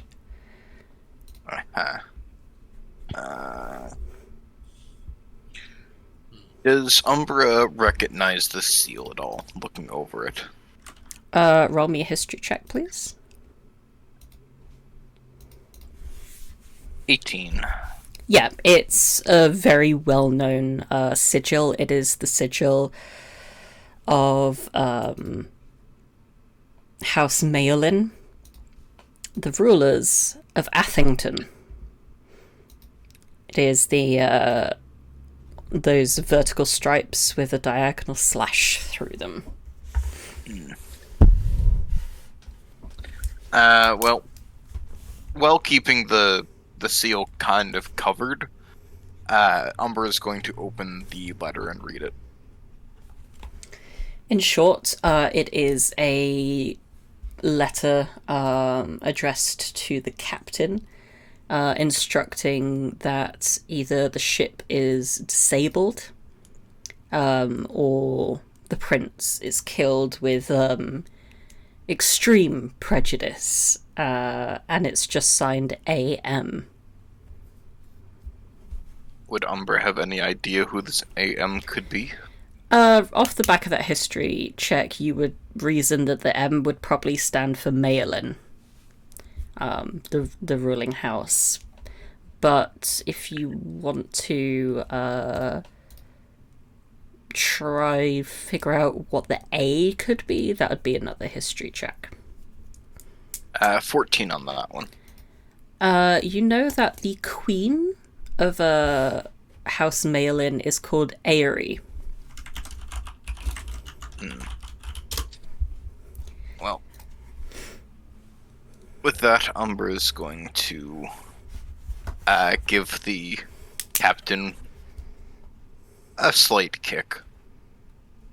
She's going to head towards the prince's quarters as he looks back to the others.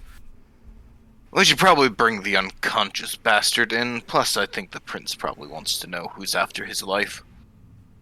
As he's going to wave this letter. Zell turns to Brook and says, "I seen you go below decks. Know of anywhere secluded we can house our guest?" I'm not putting him anywhere near my precious engineering deck. We should just tie him. Does anyone have rope or? Let's see. I've got rope. I've got gaffer tape. I've got electric tape. There's I've a got huge cable amount of ties. rope on board as well. You do not have I cable am- ties. I don't. Cable ties have not been invented yet.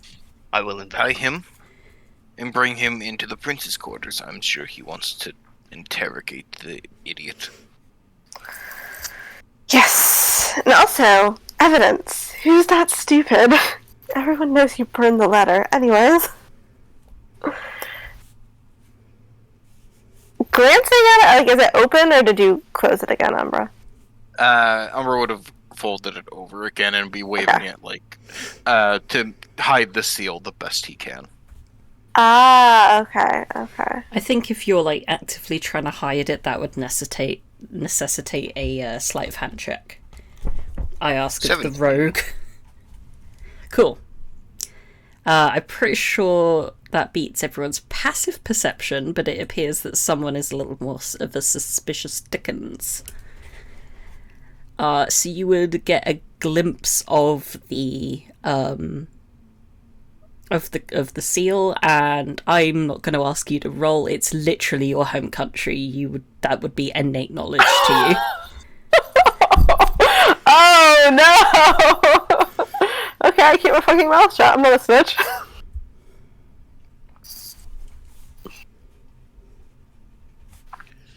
Are there still the bodies of the other ones we killed aboard? Yeah. Zell wanders, because I remember there being over here. Zell wanders over there and pokes it. Yep, that's a corpse.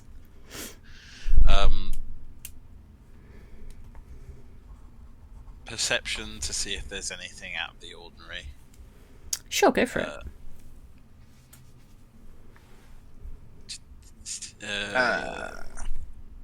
Hang on.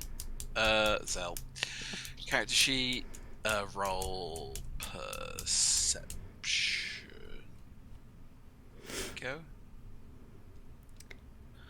You're a bit tired from this fighting, so you are maybe not used to seeing corpses all that often, so you give it as good a look over as you can.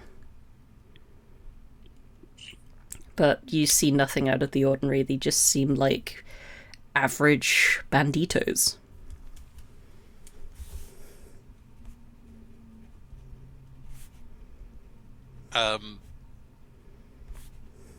Zell turns to whoever would listen and say, "Hey, do I throw this off the side?"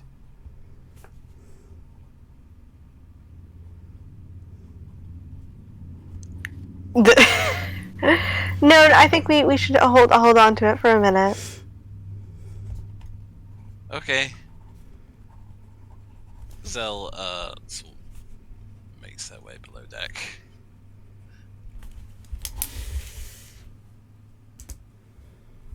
Cool. Where are you heading for specifically? Somewhere quiet. Fair enough. For real. What has Elliot been up to? As soon as like all the guys and the bandits and stuff were no longer on this ship, they basically just turned around and continued keeping an eye out for other potential threats. Cool. That'll be a perception check, please. Zell, I just realised you rolled persuasion, not perception, when you were looking over the bodies. Unless you want to persuade the corpses to give up your secrets, maybe try that again. They do look similar. I didn't notice it on first glance either. I'm sorry, we will get back to Elliot in a second. Alright.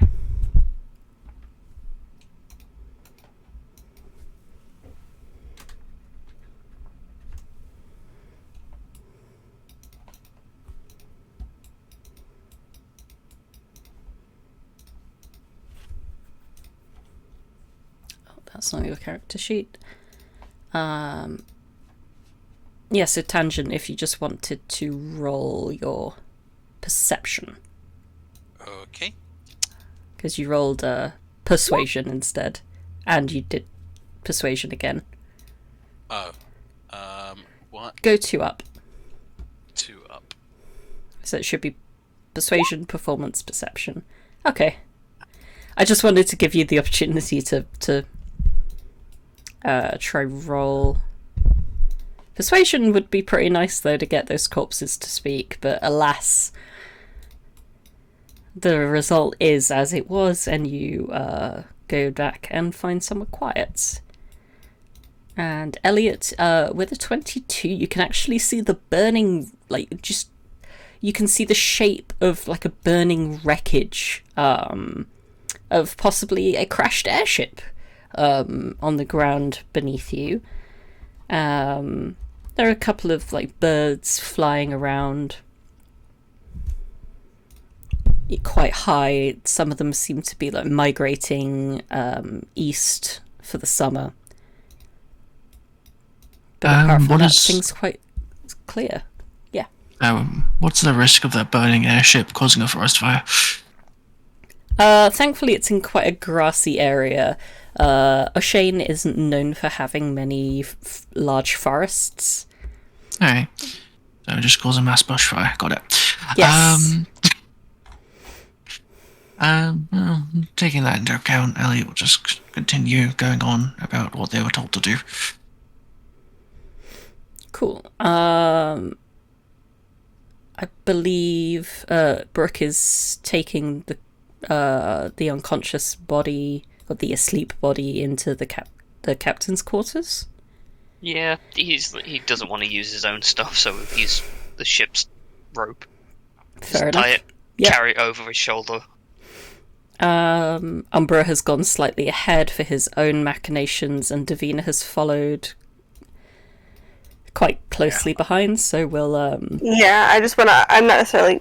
I might talk, I might not, but I definitely want to hear what's going down. so Umbra Umbra just walks pushes- in, and a few seconds later Davina will like slink in afterwards. Yeah, and I kind of just. Umbra will just kind of swing open the doors, like push them both open, like making no, like not even knocking or anything. They're just leaving them like wide open, and tosses the letter on the table in front, seal side up. Oh. Seems like you got some issues there, Prince. Found that on their captain whenever I was collecting my prize.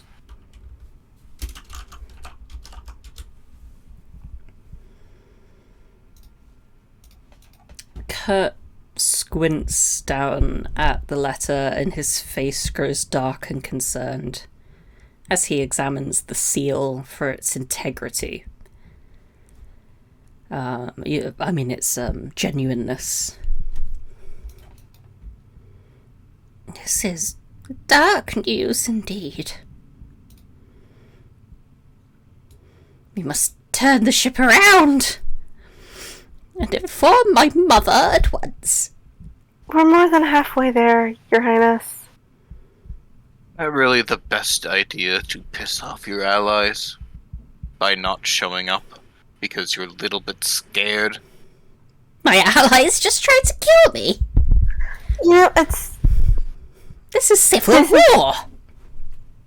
So make a Okay. power move. Umbra will pull one of the daggers from his leg and jam it into the table. Show up at their doors with the corpse of the captain in hand and deliver it to them. Honestly, that would impress me, I actually. You want to roll persuasion there? Take the help action. And you still have Bardic Inspiration if you need it for a Yeah. few more minutes. 19.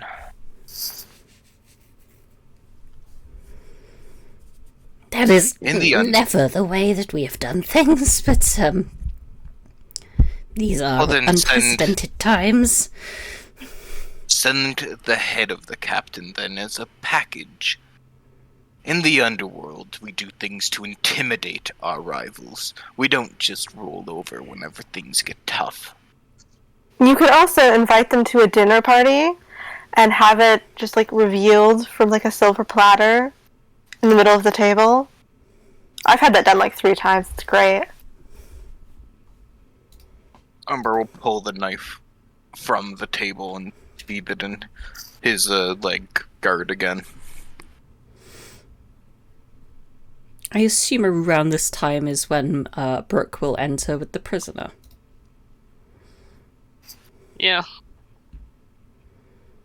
Where do you want this guy? Time to something sturdy. There's a dresser over here with some of those like U-shaped handles. Ah.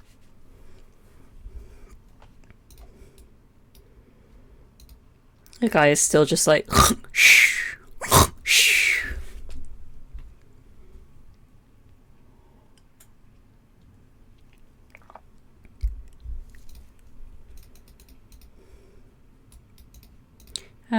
Probably not on fairy fire anymore though. Oh, good, you caught one.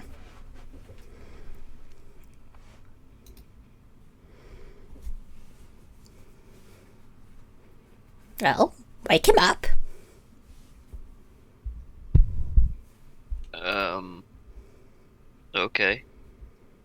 kneels down. Excuse me. Can you wake up, please? Umbra walks over, seeing you do that. I'm assuming like his legs are kind of like sprayed out a little bit. And he just stomps on one of them. Both of you think that you are the one successful in waking him up, because he stirs like the second that the stomp happens.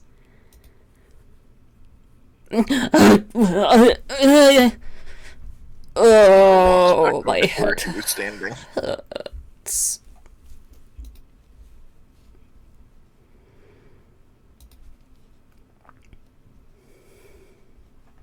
Look, your head's going to be hurting a lot more if you don't answer the questions.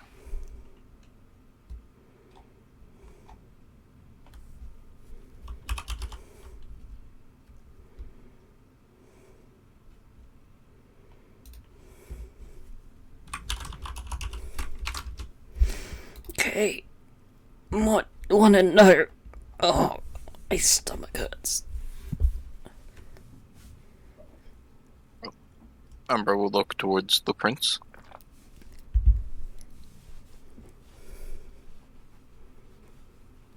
Why did Atherton send you to kill me? The man's brow furrows. Atherton, I don't know, hired us. We were in an inn in Clearvale, over at Eskeen.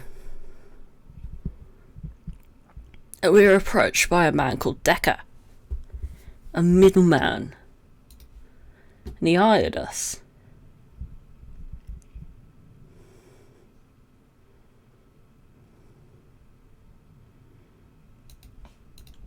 None of us knew, not even the captain. That's a crock of shit. Letter he had a official seal on it. Not all of the common folk know the official seals of the houses. I had never seen that letter before in my life, missus, I swear.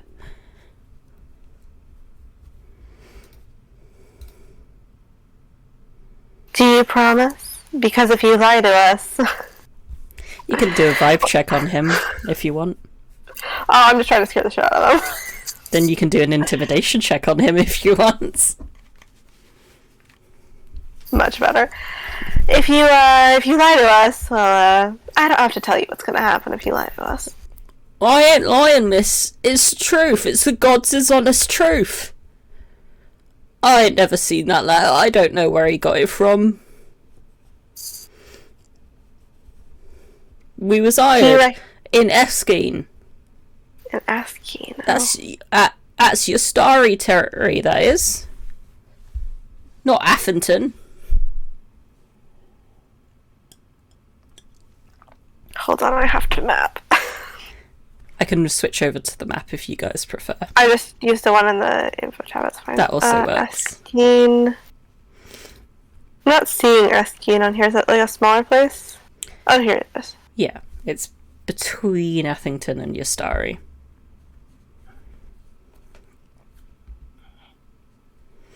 And Clearvale is the capital of Eskeen.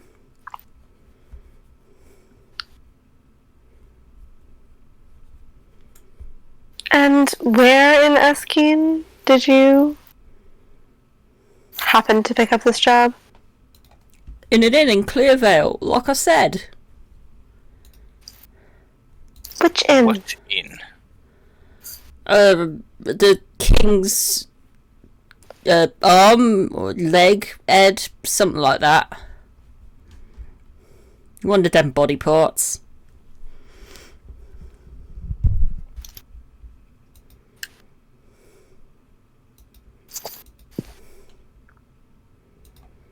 Do you believe this man?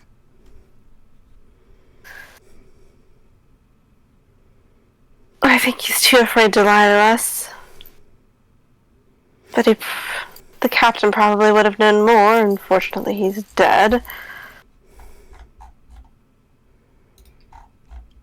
I don't suppose any of you can converse with the dead? No. I'm the furthest thing you can get from a cleric.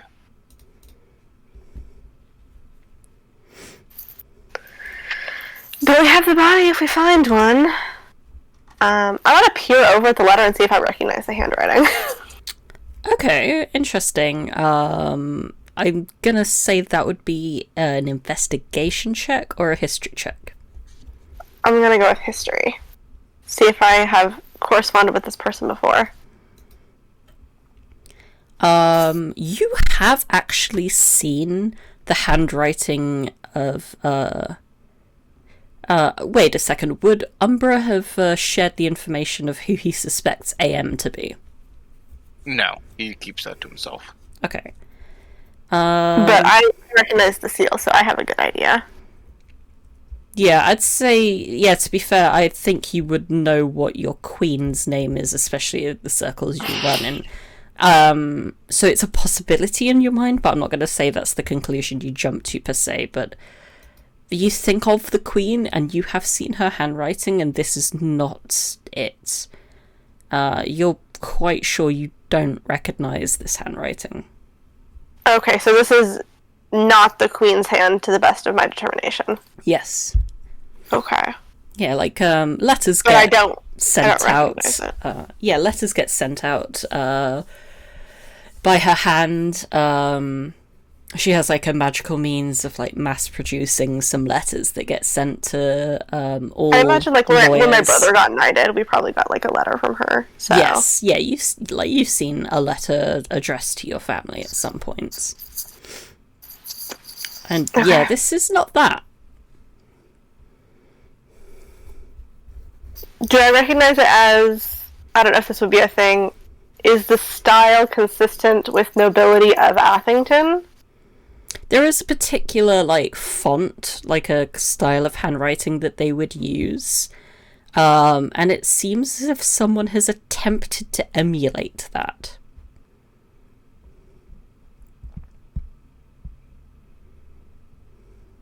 If I wanted to do any further looking into if this was a forgery, it would probably be investigation. Yeah. Okay, I'm gonna try it, although, I don't know, I'm gonna kind of like hold it up to the light, and nope. Okay, I almost catch the letter on fire. Shit. Yeah, you almost catch it on fire, and in your panic you just blurt out, "It's definitely genuine," even though you have no idea whether or not it is.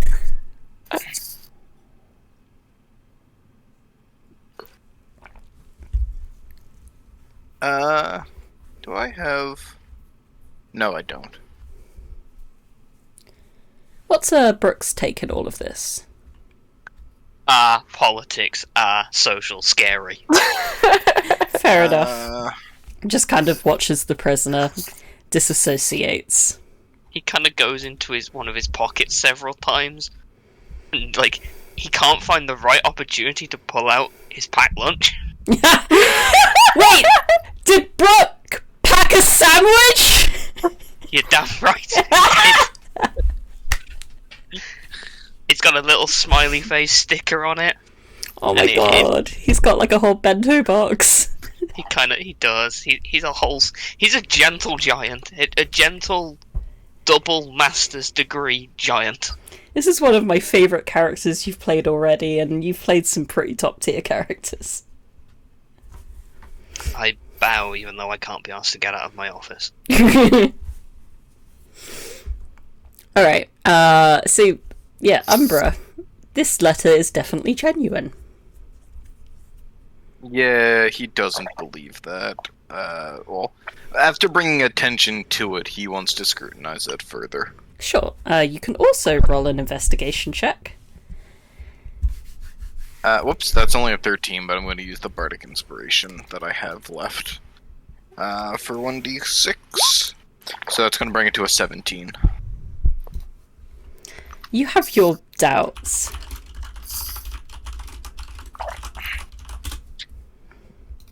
I'm not quite sure the writing is genuine or whoever this AM person is. But that seal appears to be authentic, so it came from within them. I Perhaps mean, this is not the queen, or whoever's in charge. it just it doesn't look like, you know. Here, let me just. I'm gonna put a piece of paper down, like a clean piece of paper from wherever. There's like a desk here, and I'm gonna start writing the alphabet in my hand, which is like a normal Athington hand, and kind of like put it next to the letter, and just gesture as if it should be obvious that it's not quite right. Yes, I can tell it seems to be some kind of attempt to look at the same hand. It's a lot more stilted, and you see there's kind of like this, like a hesitate. Oh, okay, I did kind of burn the hesitation work there, but like you can kind of, if you hold it up to the light. I'm not going to hold it up to the light again. You can do that. Yes, but if this came from within the house, then it's clear that somebody's either stolen a seal. It's not that hard to. I mean, it's hard. It can be done to get a duplicate. I mean, somebody has to make the seals, right? Mm. The only way you know if it's genuine is if you're familiar with that particular ring. Many of them are old. They have defects. You know, little marks and scratches here and there, and you can tell, oh, that's Xander's or whoever's ring. Actually, taking a closer look at the seal. Does this seal look too perfect? I feel like you've already looked at the I've already seal done so with many. that I'm just, yeah. No, it's, I melted the seal a little bit, okay. You did, I should get yeah. far away from this ladder. I'm just gonna lean back against... You're a clear danger to the existence of trees and paper. You know, I'm used to destroying evidence. So this is why you leave the evidence collecting to a professional like me, Davina. Well, next time don't let me hold it.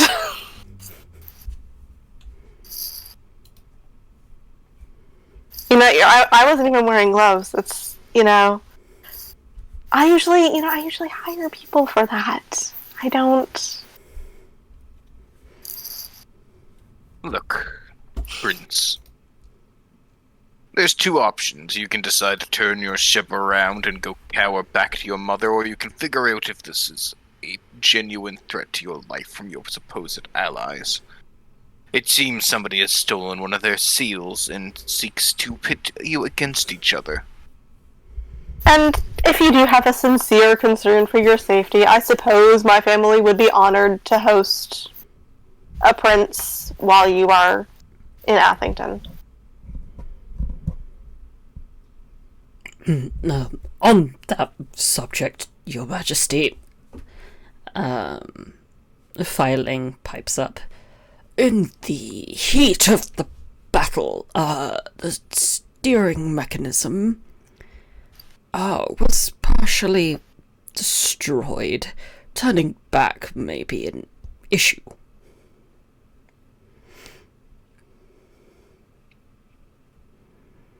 Oh. Well, I suppose that narrows down our choices. Filing, I am of the opportunist. I believe that we should land as soon as possible. We will make the journey on foot. It's apparently a lot less conspicuous than a giant ornate airship. On foot, you want to abandon your airship and walk. How far are we from at this point? You haven't even left the shores of Arshane. No, we're not doing that. We can land at a Miesling and hire a ship. a sea ship. Can anyone here fix the steering mechanism? Where's that other masked fellow? Yes, it looks like he knew how to use a wrench. He appears to have advanced over to the steering wheel. Yeah, no, the moment it was mentioned that it was broke, he turned into a homing pigeon. Alright, Wait, so, hold on. Bob the Builder. Damn right. Can I'm you going fix to- it? I'm gonna come over. Okay, I can hold things for you. Tools, broken pieces, and I'm capable in your ability to keep me from walking 8 days or however long it's going to take. God, a ship. And take my last bardic inspiration. I didn't think you were capable of a lot of things. You managed to do the alphabet in there. That was impressive. Oh my god! He can read. Yeah, I can read and write. That's, yeah. Did quite a lot of that. Actually, I graduated from College of Magic. Not that it matters. Yeah, that's where we met. I remember exactly who you are. You ordered armor off me. You're wearing it. Oh! Anyway, and then he just begins to start fixing the wheel. Wait. Oh yeah, I remember getting measured for that. Mm-hmm. I mean, you know, don't this is the remember first time this I've worn it appearance. in like I don't remember it at all. I'm 100% lying. I feel like being nobility, you kind of like fell into that typical nobility trait where you Servants are invisible to me. exactly, they are the help.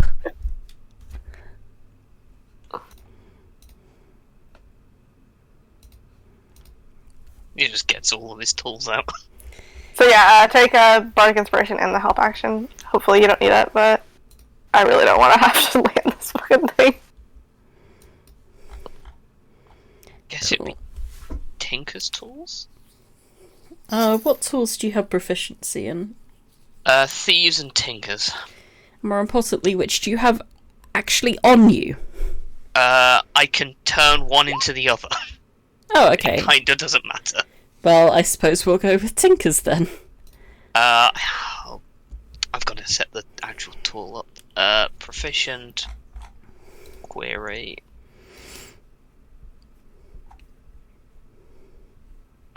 Intelligence? I was thinking that wisdom. I think wisdom is more appropriate. It's more of like a... It's the difference between a 0 and a 4. Ooh. He's not a wise man. I'll go wisdom if that's what is required.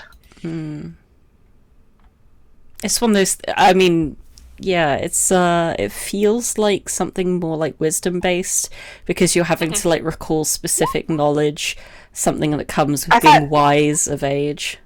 Oh, I thought his okay, it's not bad. Oh, you get advantage. I'm giving you the help action. Oh. I mean, I kind of want to ask, how good is Davina actually at fixing stuff?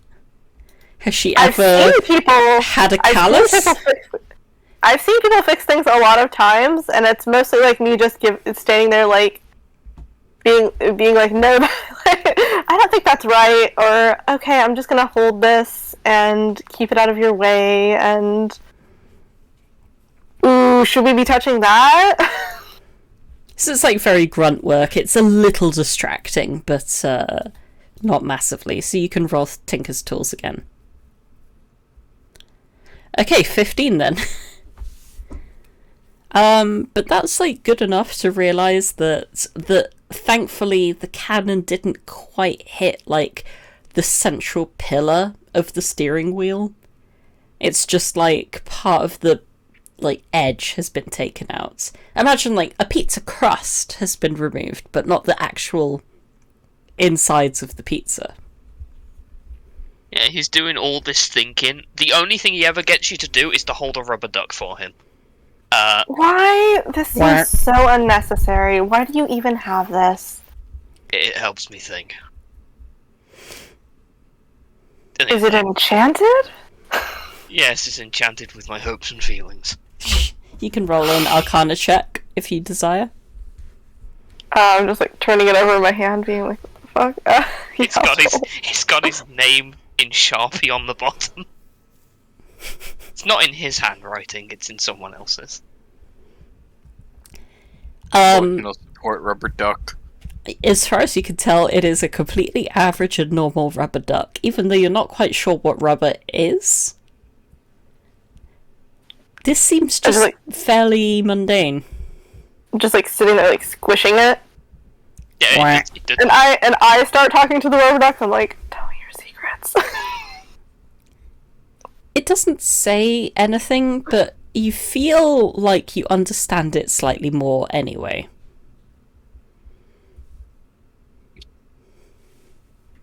Okay, job done. Oh, here's your trinket back. Thank you. And then he tests the wheel. Yep. I think he's going to be out for a bit. I'll do the captaining for a bit. Oh, you can steer this ship. He pulls out an airship license. Yes. Fantastic. Great. If you turn us around or try to land the ship so that we have to walk, I will do unspeakable things. I'm not wearing the right shoes for that.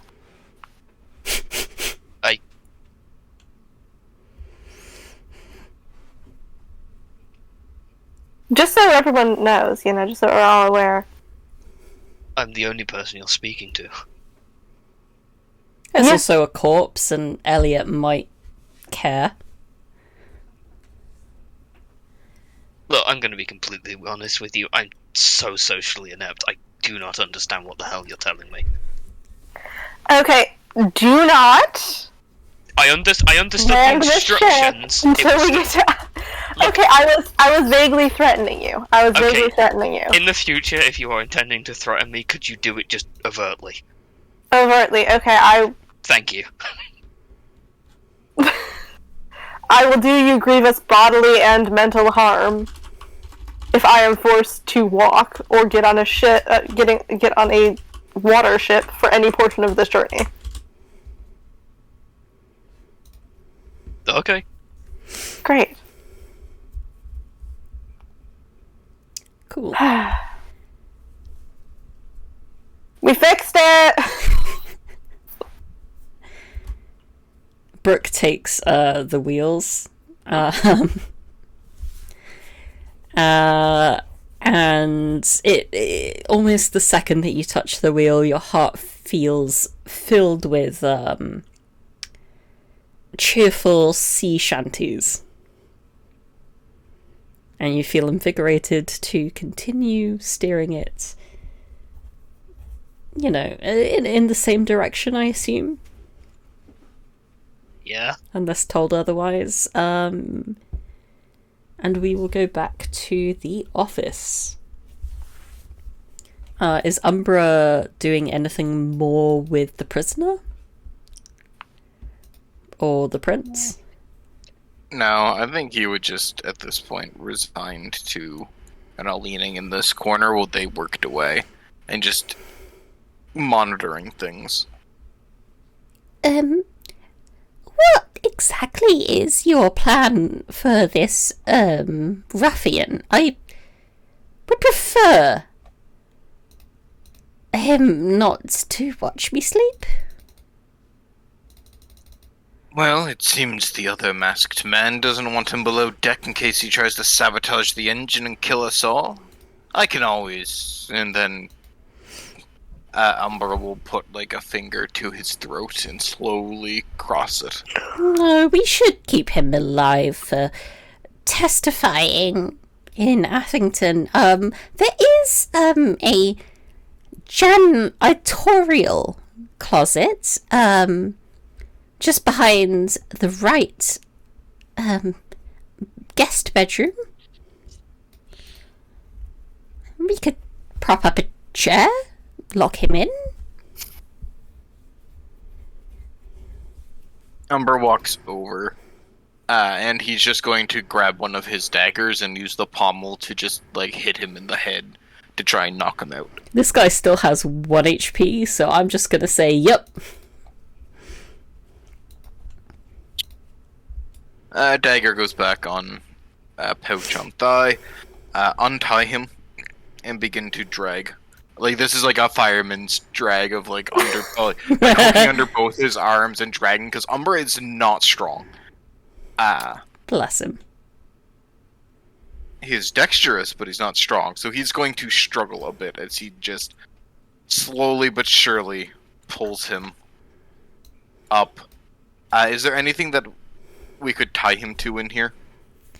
Not, I mean, there's a, kind of like a claw, attached to the wall that is basically for just, like, holding a mop handle. Yeah. To make sure it doesn't fall.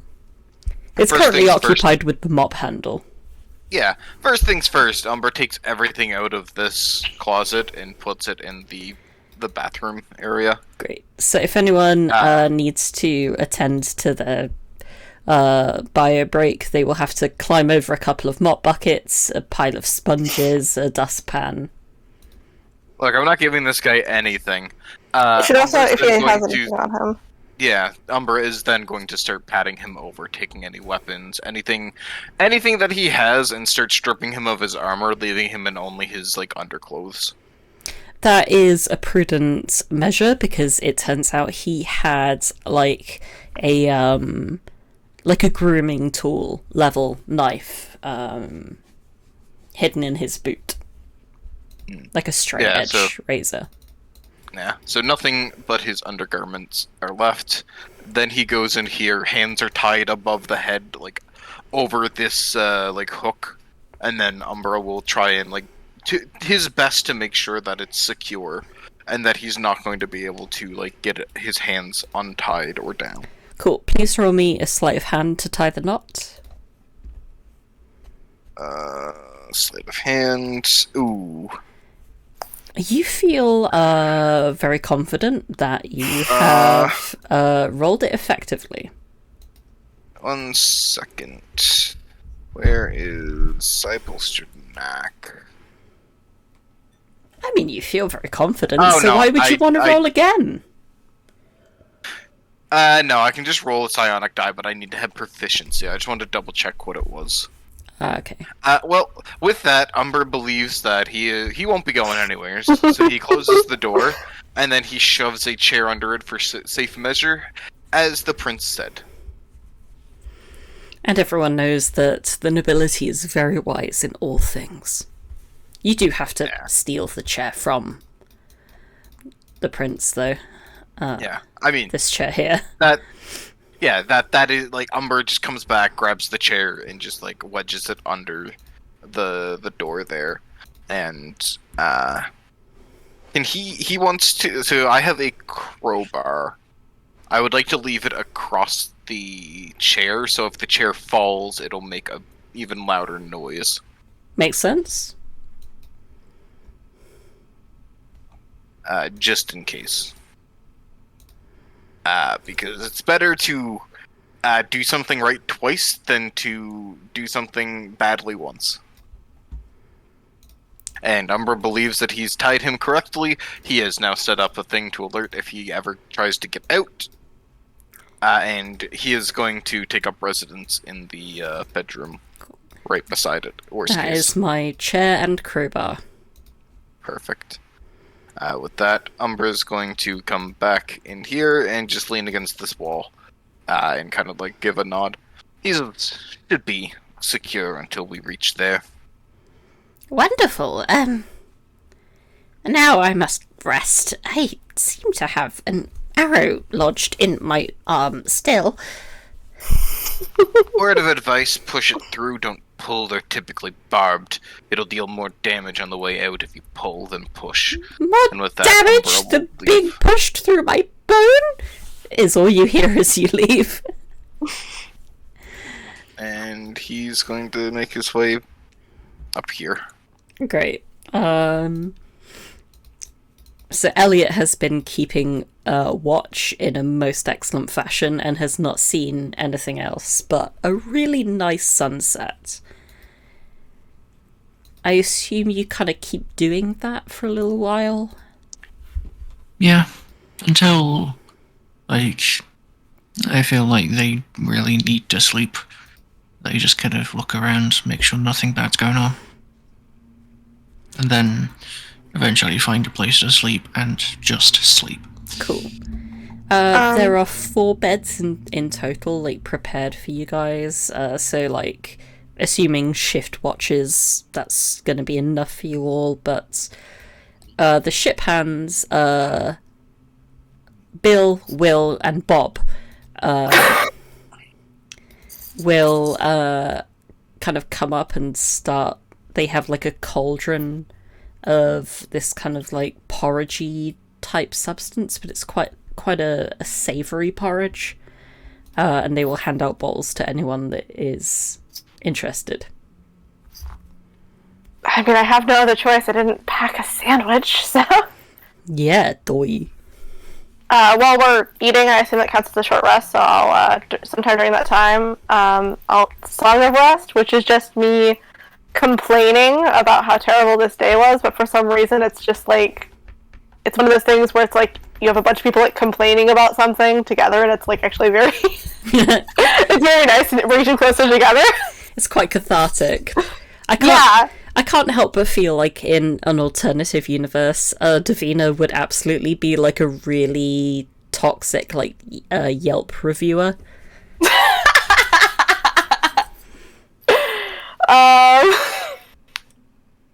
She may or may not be that person who has one bad experience at a place and then tells all of her friends to leave a bad review.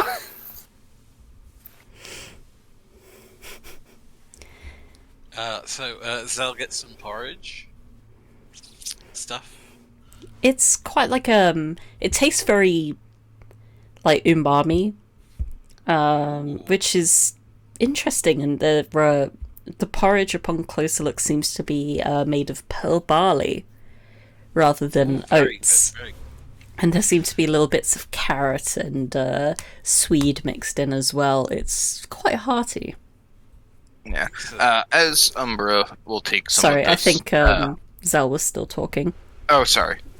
I was going to say, as people are eating, Zell casts Song of Minor- Rest?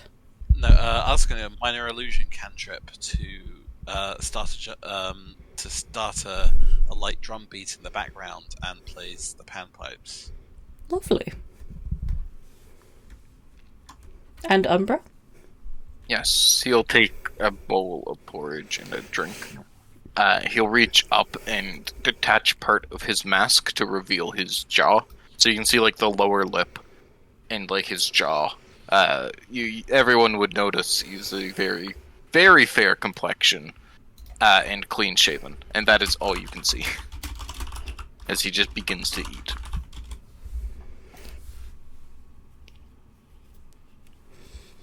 Whether or not you feel invigorated and entertained or bothered by the drum bagpipe mixture is up to you. Bill, Will, and Bob seem pretty enthused by it. They seem to be like clapping you on in a very supportive manner. Yep. I continue, and I during a momentary break suggest, hey, did you say that there was some beer on board? Yes, Will has actually brought up a keg as well. It's got one of those little taps at the bottom of it. So he just like pushes the lever, fills up a flagon, and kind of gestures like he wants to pour it into your bagpipes.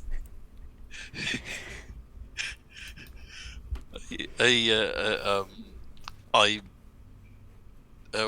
withhold the bagpipes, but I get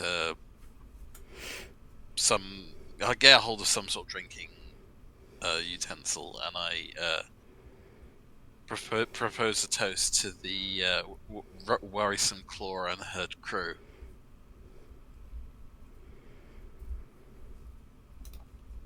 At this point, the bodyguard has stepped out. It seems that the prince is having a well-deserved nap, and he will just regard you all from the shadow, but he has grabbed himself some beer as well, and he, along with the ship hands, will join in your toast. Would any of the party? I don't know if I want to drink this swill, but I'll, raise my whatever water glass. Porridge bowl. Toast porridge. I don't know. I'm already eating peasant's food. I'm not going to have toast with porridge. I assume Brook, raises his sandwich as toast. He's driving. Don't eat or drive an airship. That's true. So, you don't want to run into any passing nighttime airships. Exactly. Yeah, Umbra will raise his water skin, and I toast he's not going to take any alcohol. What about Elliot? Elliot will take whatever food is offered, drink, water mostly, and then after finishing that, we'll continue about what they were doing. Okay. And what about the captain? Because I feel like the corpse just kind of lying there is a bit of a downer on such a mirthful, victorious evening. Oh, what kind of armor does he have? He has padded leather. Ah. Stupid padded.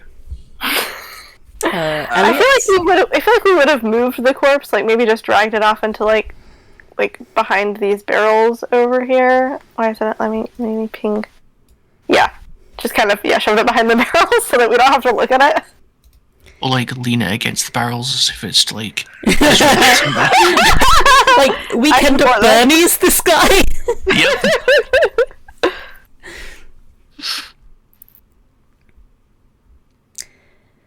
I mean, does anyone put a flagon in his hand then? I mean, I'm not gonna do it, but if somebody else does it, I honestly wouldn't even try to hide the fact that I laugh.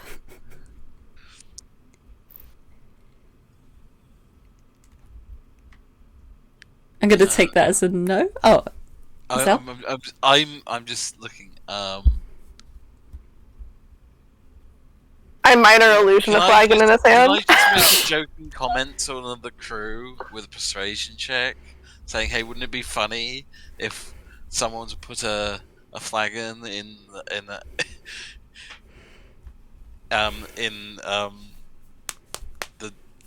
that guy's hand?" And then one just appears, as if by an illusion. And it's just the funniest shit you ever saw. It certainly is for the ship hands. Or also, with minor illusion, you can make it move and shit, so I actually make him toast. So, finally, with everyone that is willing to toast, Zell raises up his... Sorry, I should probably write down pronouns for people. What does Zell prefer? They or him. Cool. Yeah, so you raise up your flagon. Yep. And call out the toast. Call out toast, yes. Anything in particular you say? Oh, just what I said earlier. Just says to the worrisome claw and her crew. There's a lot of cheering and like, yeah! Those who are close enough to one another clink their glasses. They're flagons. They're made of like iron between one another and drink deeply. And evening ends up turning to night. You have eaten your dinner, drunk your beer, vanquished your foes. Do you now head for bed? Do we need anyone to keep watch at all? Or...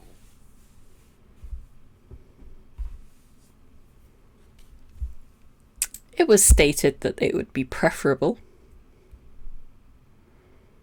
And you've had one attack, yes. But what about second attack? Yeah, I prefer not to be surprised by more pirates, so I will volunteer to take first watch. I mean, Elliot's going to be up for first watch no matter what, so... Oh, okay. Cool. I mean, like, Click it. Davina definitely doesn't have dark vision, so first or last watch is... It's kind of my options, yeah, so... I mean, yeah. So, do you want to wake me up for last watch, or do you want me to take this one? I mean, I don't mind either way. Okay, just wake me up later if you need me. If you don't need me, let me sleep. And I'll excuse myself to bed. Or what this ship considers a bed. Oh, it's not even a feather bed. This is bullshit. The whole mattress is like 2 inches thick at the most. And it's clear that it's not freshly bought. Someone has definitely slept on this thing before you. Disgusting. Okay. Look, I'm going to bed as Umbra leaves. Like me when I need to keep watch. And he's just going to go to the other bed, and just sit down on it, look towards Davina. By the way, the prisoner's on the other side of this wall, and he's just gonna tap it. Great. That's gonna help me sleep wonderfully. I assume he's at least tied to something. Yep, there was some kind of hook. Also, he's in nothing but his undergarments. I doubt there's any way that he gets untied or anything, but worst case, there's also a chair blocking the door. Why don't they have irons on the ship? I'm always hearing about people being clad in irons. Like huffing as I lay down and trying to get comfortable. Just doing that thing where you like punch when you have like a really cheap pillow and you're just like punching it to try to get it to be soft. Umbra just lays down. He doesn't change or anything. He just stays in the exact same clothes. Oh, that's... Still keeps It's the a mask choice. on, still everything, and just... He doesn't even get under the covers. He's just laying on top of the bed. He moved his backpack from like on his back to on his front. That is the only thing he has done. I would say Davina's probably already in her like nightgown, which is like a very much a rich person nightgown.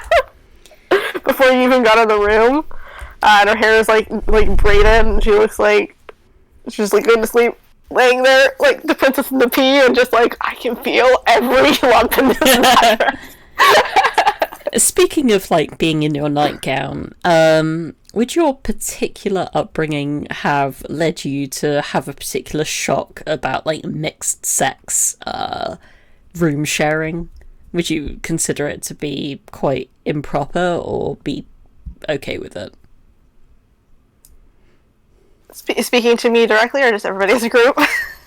I'm asking Davina's perspective particularly. I think she would have been raised to be told it was unladylike, but I think doesn't particularly consider it to be like beneath her or like bad. It's one of those things where it's, you know, she was raised with certain morals and principles that she doesn't necessarily follow. Okay. So fair enough. Yeah, for her, it's just kind of like, whatever, this is the situation. Like, she looked at all 4 beds and I think decided this was the best bed out of all 4. And that's why she's in this room. Okay. Zell has also made himself ready for bed, and Bob would approach Brook, offering that he can steer the ship for the evening in order for you to get some rest if you desire. I mean, yeah, sure. I only need 4 hours, and then I'll be good. He doesn't know where the rooms are, so he just goes into this corner here and tracks it. That tracks. He's just a simple guy. This is all. Okay. So with that, I believe that first watch is falling to Elliot. Yep. So again, a perception check, please. about as good as before. Okay. You almost taste the change in the air, as it's very clear that you have now left the shores of Oshane and are now flying over the inner sea. There's even a slight change, as after about 2 hours you seem to be approaching the capital city of the Empire, the island of Amisling. But with that, your watch ends uneventfully. And who would you wake up? Well, Elliot would go to the nearest available room. It should be the one on the right. And the only person that they'd gotten confirmation from in regards to watches was Davina. And so Umbra will... Umbra? Elliot I will... know! I had it first! Elliot will go to wake up Umbra as by just kind of standing there looming over Umbra. Kind of expecting him to be like aware of his surroundings.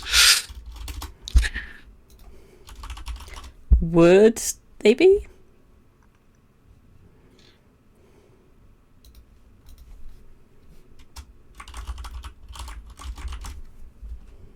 If you're speaking, really, we can't hear you.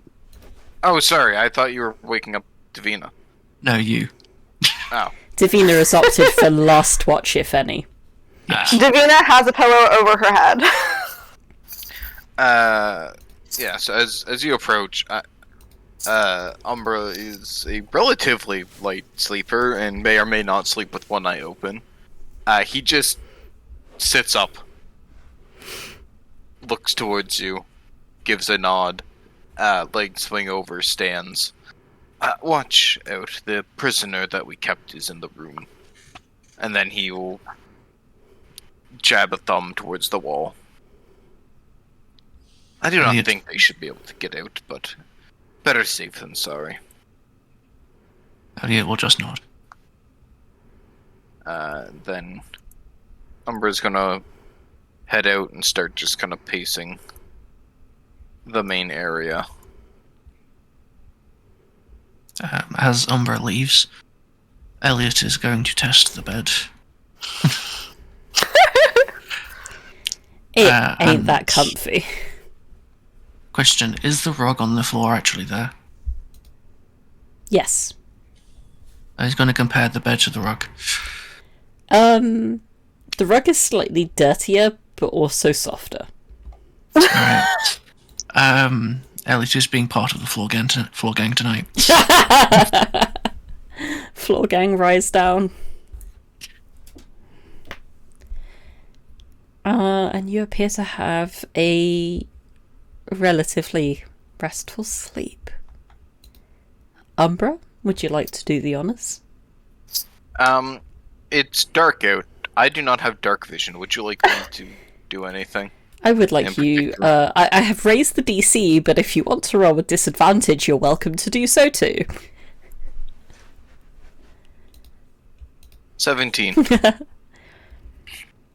You're pacing around the deck, and all seems fine until you hear followed by the sound of a piece of iron falling to the ground. At the same time, Davina and Elliot would hear it too, possibly even Zell if they were hearing out. And that is where we're going to end this session. Oh boy.